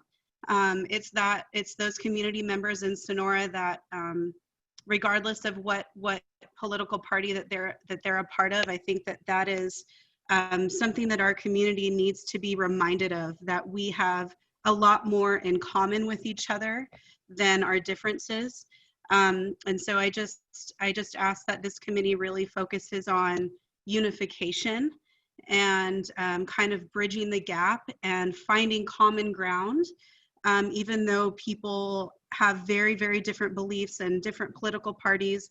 We've managed to survive and take care of one another as human beings as long as the world has been spinning with different political beliefs. So just as a Sonora citizen, unity and community has always been a huge reason of why I live here. And I look forward to seeing what this committee, how we kind of remind each other to get back to that place. And then Colette, if you have any other insight on what the plan is for allowing people to apply for to be that spot. From what I read, and please correct me if I'm wrong, it sounded like there would just be one community member per city council member.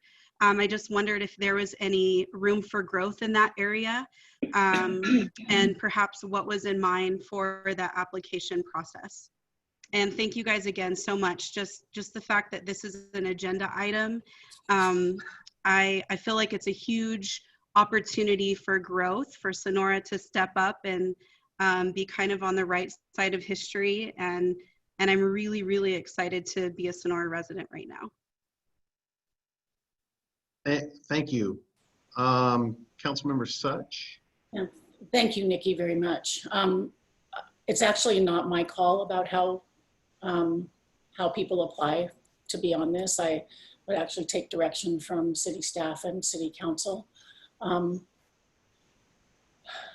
You know, my hope would be that people send an email to whomever. It could be to me, it could be to Mary Rose, the city administrator, and that we use a fair process to choose. I don't have any more ideas beyond that. Maybe Mary Rose, if you could. I don't know how it happens. So generally with our committees, members of the public submit applications. In this case, I would suggest that applications be submitted. And then those applications I would then discuss with the council members, as is done with other committees. And then the council member would then choose, based on the application received, their representative to the committee. That's what's done in other committees. There any other, oh, I'm sorry. Go ahead, Colette. I just said that makes sense. That seems a little bit more controlled than everyone just sort of going off and choosing someone. So that I think that's a good plan. And I would just like to remind the public that this is a Brown Act governed committee. So whether or not you're selected as a member of the, as an actual member of the committee, all community members can participate in the meetings because it is Brown Act and it's open to the public. Yeah, I was going to add that thank you. Are there any other members of the public that would like to comment on this? I see Tommy T have his hand raised.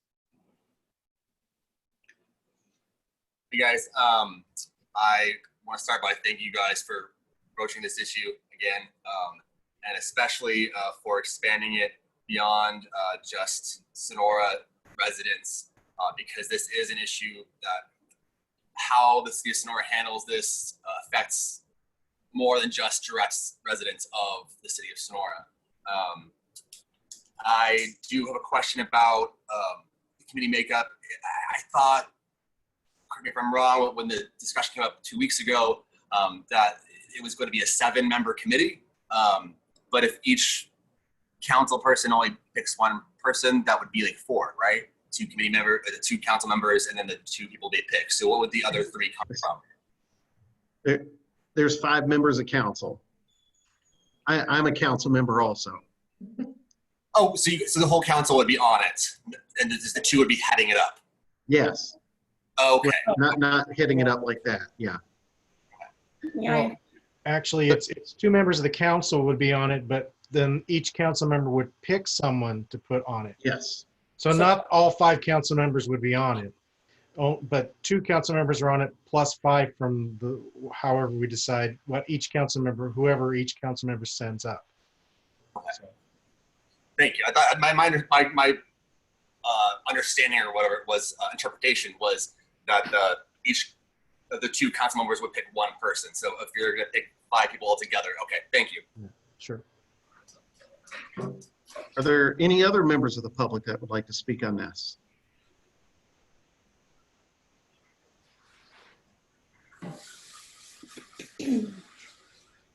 Mayor, I don't see any other hands up. No, Mercedes. Oh, I do. Mercedes. Oh, I see Mercedes. Excellent. Yeah. Thank you. I want to emphasize what Nikki Coleman said, that in any side there are good people. And when we are talking about anti-racism, I don't think necessarily about good and bad people, because I believe that we all were socialized and we were taught all these things.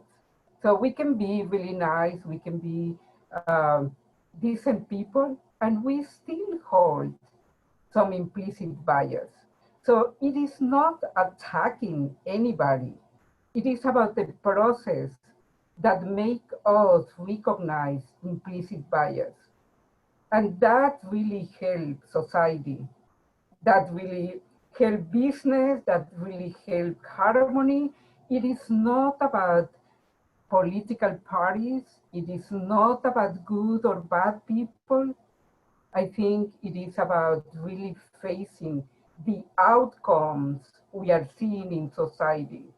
It's about wondering why we are seeing the outcomes we are seeing.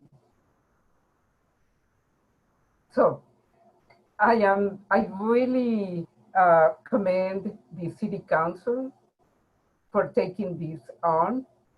And I support what Colette just said about kind of leaving open what the goals will be, what the way, the path to follow, because I think that is something that can be carved by the members of the committee. And I also want to say that, Mr. Plummer, I think that you should be in the committee because it is okay to have different point of view. And sometimes being like in different part of the continuum really help to understand each other. There is so much research about that.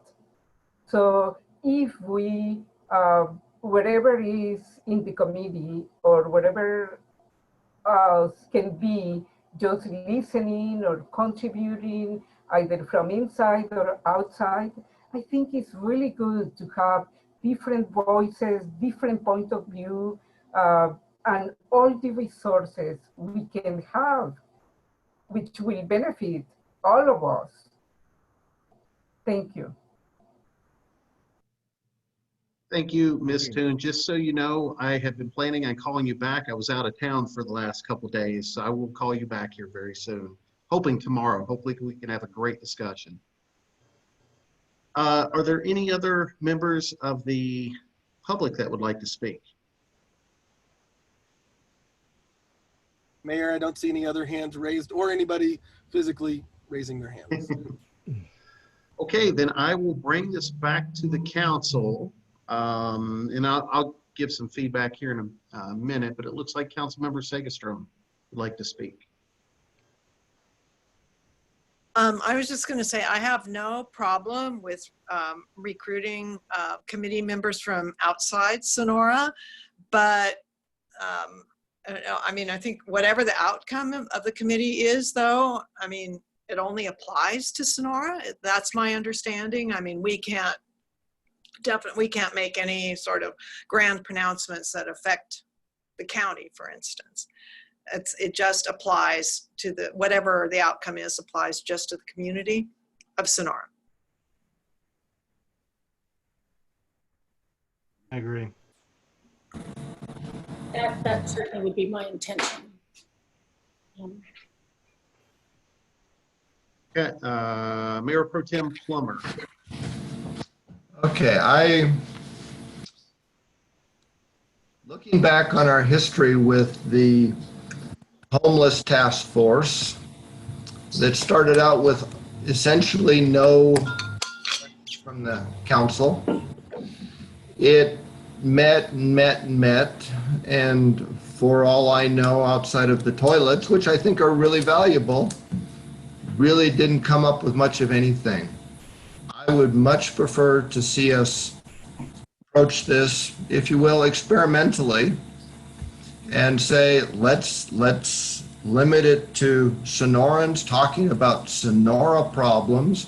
If we have Sonora problems, we need to be able to deal with them, and this is one of the best avenues in which to address them. And maybe we are overlooking things that I haven't noticed or that we haven't noticed with our institutions.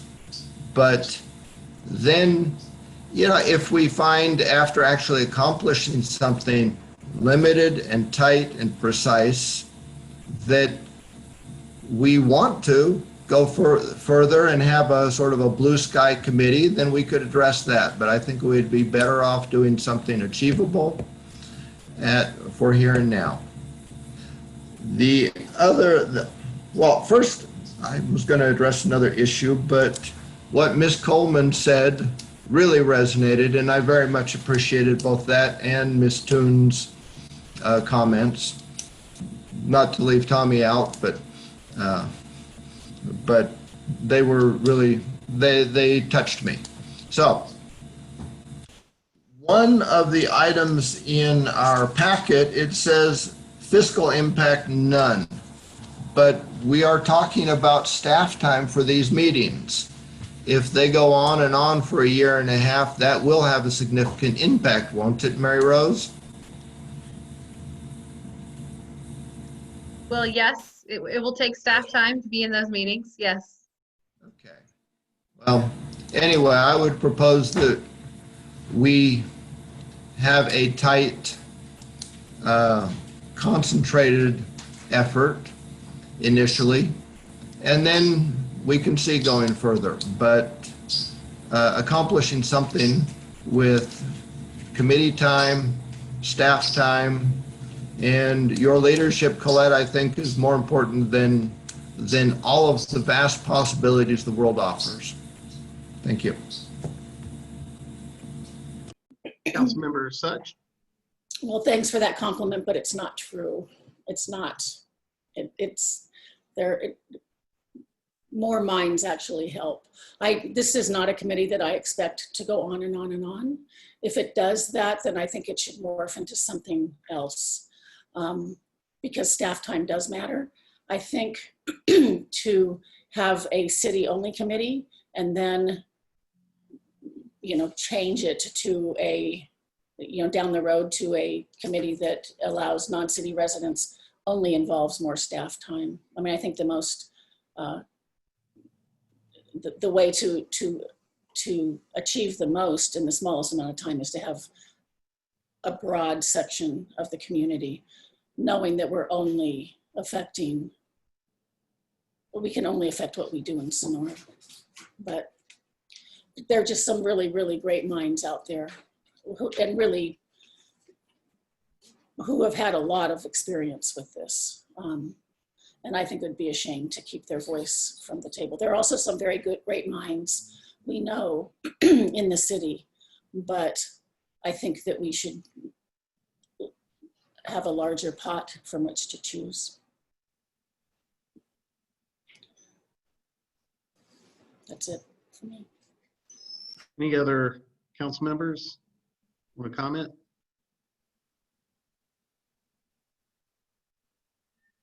Okay. Oh, Jim, I see the thought process going.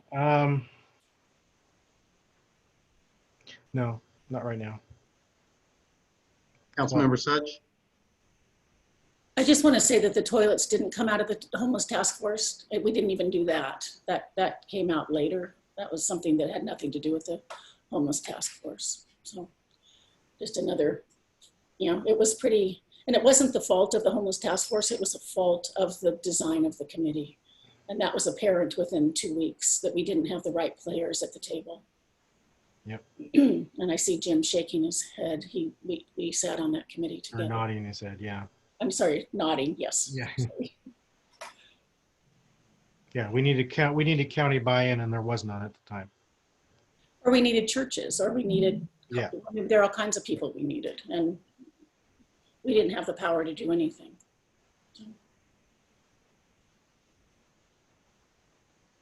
Okay, so any other council members want to comment? We've already had public comment. I'll give my 2 cents in case anybody is still thinking about what they want to say. This is something, and I've shared with, I think, pretty much the whole council, how emotional this could be for me. It's obvious listening to me. I grew up in the South, and a lot of good people in the South, but there's also a lot of bigotry in certain areas in the South. And as Ms. Coleman stated earlier, there's good people on both sides. There's also people who are bigoted on both sides. And I think probably all of us on this council have seen that. And it's infuriating to me because there are people that want to come together. It's just got to stop. Racism's got to stop. Do I ever think it'll ever be fully gone? I personally don't think so, because there's always somebody that wants to be divisive, that wants us to turn against each other for whatever reason. And it's heartbreaking. And again, my 2 cents is that I think this is very important, and I think we need to move forward. And I think we have some great leadership on this council that will be involved in this, and I look forward to it. But again, as the mayor, I'm asking what the council's direction is going to be on this.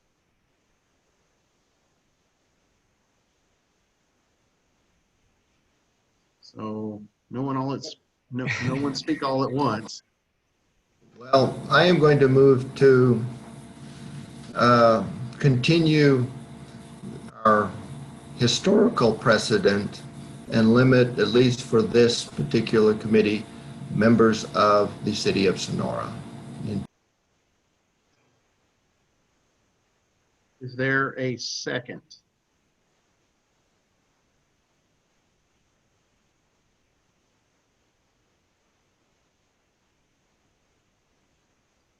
Okay, so there is no second. So it looks like the motion dies for lack of a second. Okay, so is there another motion on the table?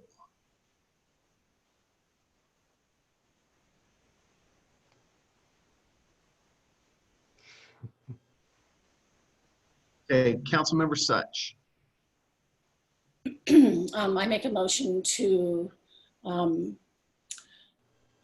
expand this committee beyond the limits, Sonora city limits, and to recruit using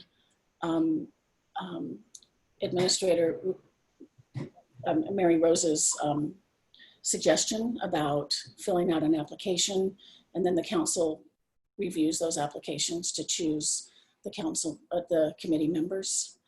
Do I have to say anything else? Is that it? So just to be clear, council member, so you would get away from each of the council members choosing one representative? No, I'm sorry. But we would all review those applications. No, I would not get away from that. Okay, so then they would submit an application, and then each council member would have the ability to select an individual from that pool of applicants. Is that correct? Yes. That's what I understood, Doug. So beyond the city, but inside the county or outside the county? Inside the county.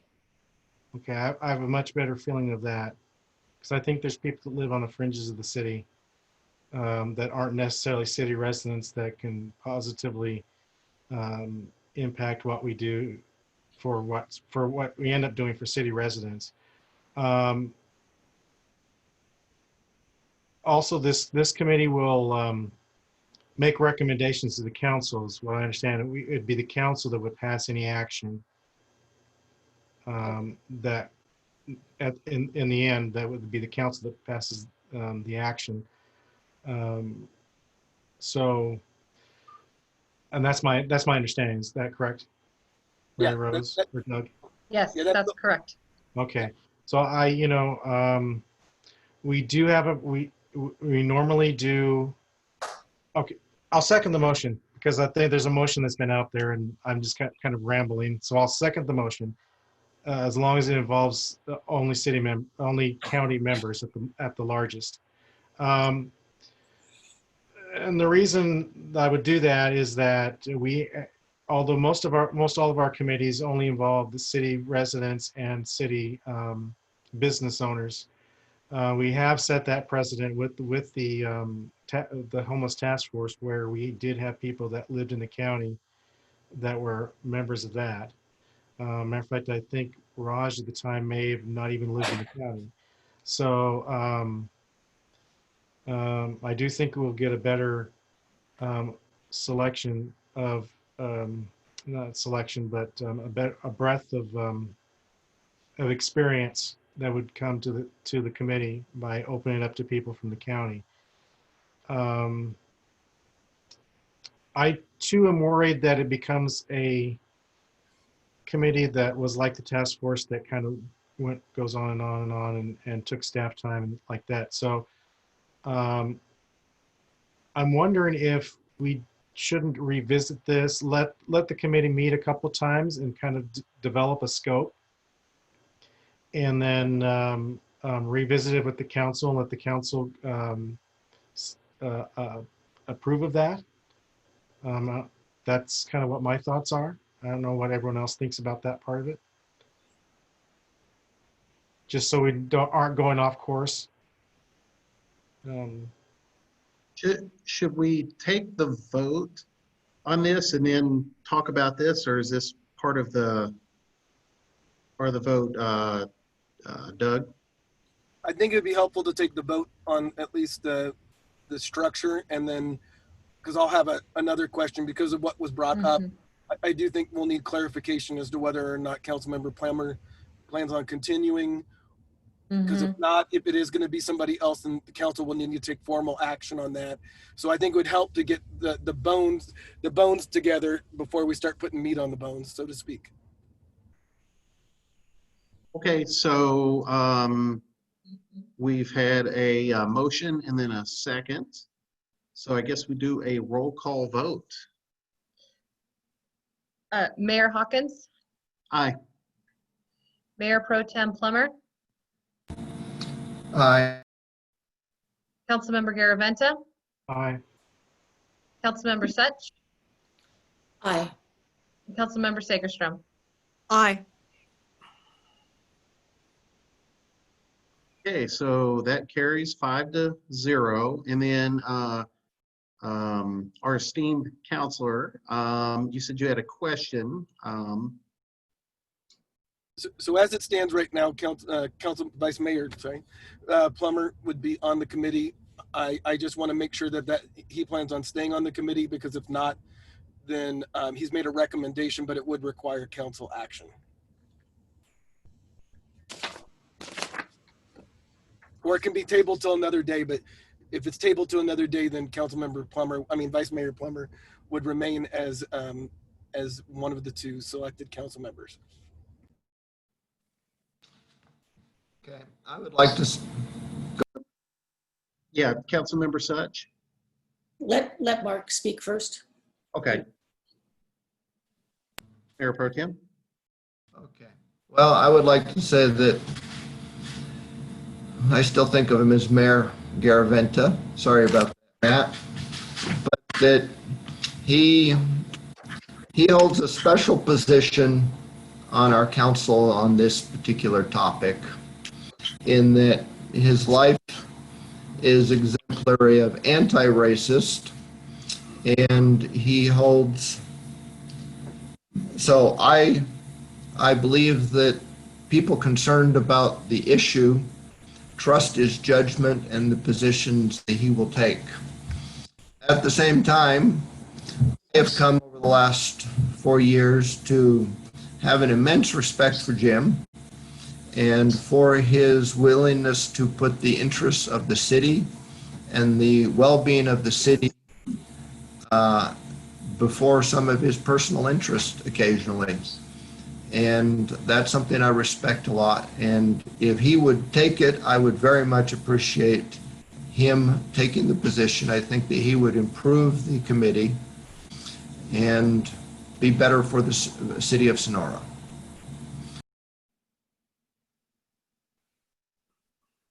Okay, so it sounds like there was I don't know if that's a motion, Mark, how Doug, I'm not sure exactly how we would handle this. So I think it sounded like a motion to me. So I think the motion is that Councilmember Garaventa would take Vice Mayor Plummer's spot on the committee.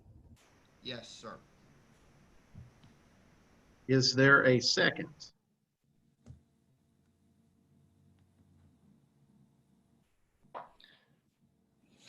I'm batting 1,000. Well, may I ask a question? Yes, go ahead, Ann. Does Jim want the committee membership? Or, does he want to be on the committee? I mean, is he willing to serve on the committee? I mean, that was never clear. Okay. Yeah, yes. But as you know, there's going to be some issues in the near future, so availability. So I can certainly serve on it, at least in the initial portion, if that's okay with everybody else.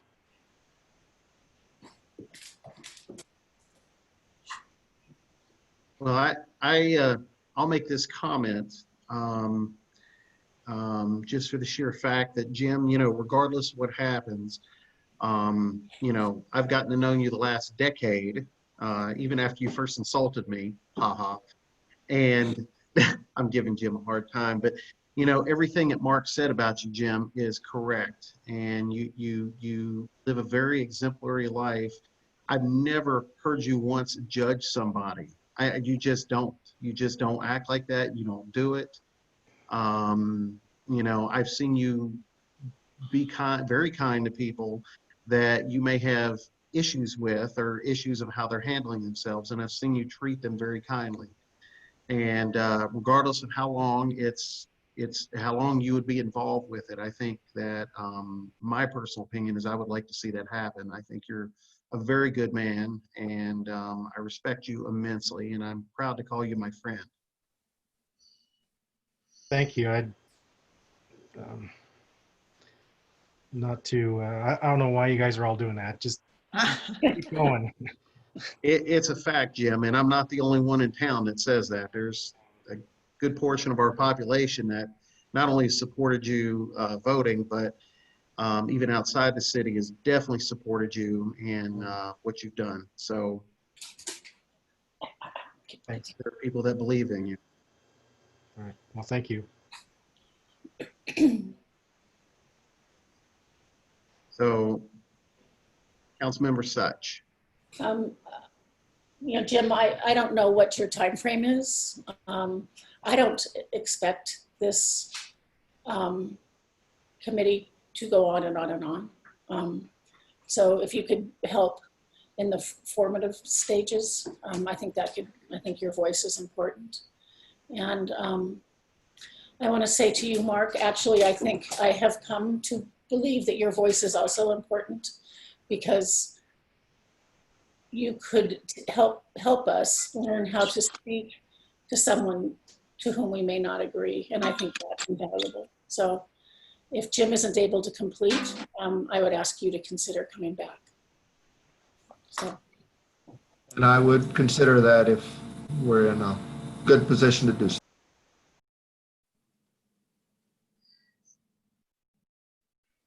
Okay. Oh, we're still looking for a second. Okay, so we didn't get a second. So. I'll second. Okay, so motion made by Mayor Pro Tem Plummer, a second made by Councilmember Such. Mary Rose, we're looking for a roll call vote. Mayor Hawkins, Aye. Mayor Pro Tem Plummer, Aye, enthusiastically. Councilmember Garaventa, Aye. Councilmember Such, Aye. and Councilmember Sagerstrom. Aye.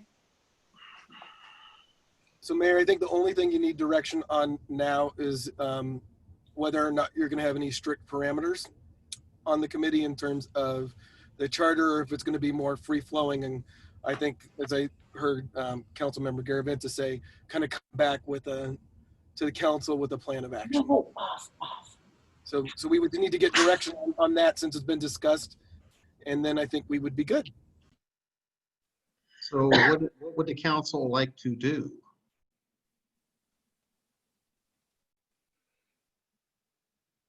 Councilmember Such.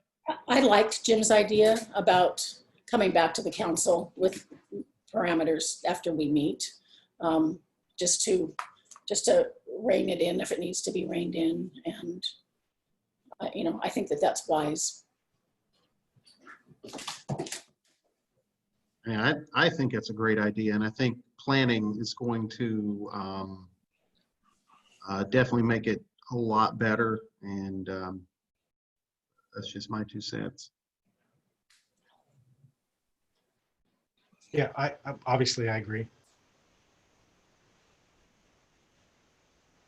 So do you need is it a consensus is all you need, Doug? Yeah, I think we have consensus. I think we have direction, because this is not an actionable item. So in that respect, so I think we have what we need to move to the next level. I have enough direction. Okay. Excellent.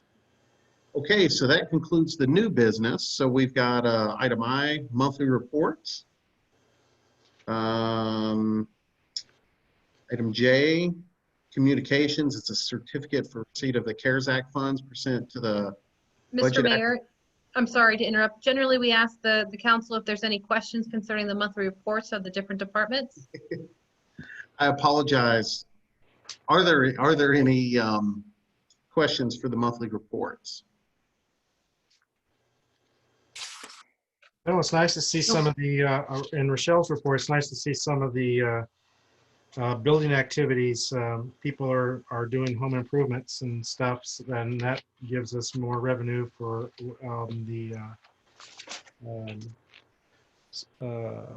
plan checks and all that kind of stuff. So there was a time not that long ago where it was not very much of it. And it's good to see that there's more of it in the community. Anyone else? Okay, item J, communications. So it's certification for receipt of CARES Act funds pursuant to the Budget Act of 2020. I just got a question. What does that mean for public knowledge? So this is an informational item for council and the public at large. We had spoken before in regards to funding as it relates to what we've incurred related to the COVID pandemic. The CARES Act bill was passed by Congress, oh gosh, I think back in, oh man, I think it's April now, in regards to monies expended, and it was passed down to the state.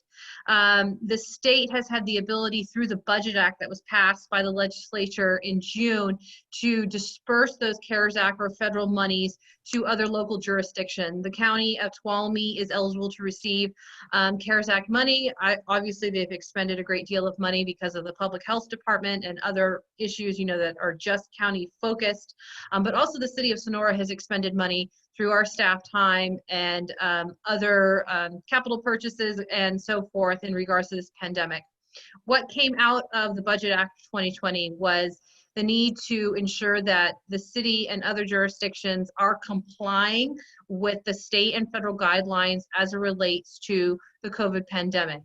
And one of those is ensuring enforcement of governor's orders and the public health officer's orders. We were required to certify that we are following those requirements and are following the enforcement mechanism of those requirements by July 10th. As you can tell from the item, I did certify on the 6th of July. And then the additional document shows the amount of funding that the city of Sonora is eligible to receive once the state has received that certification.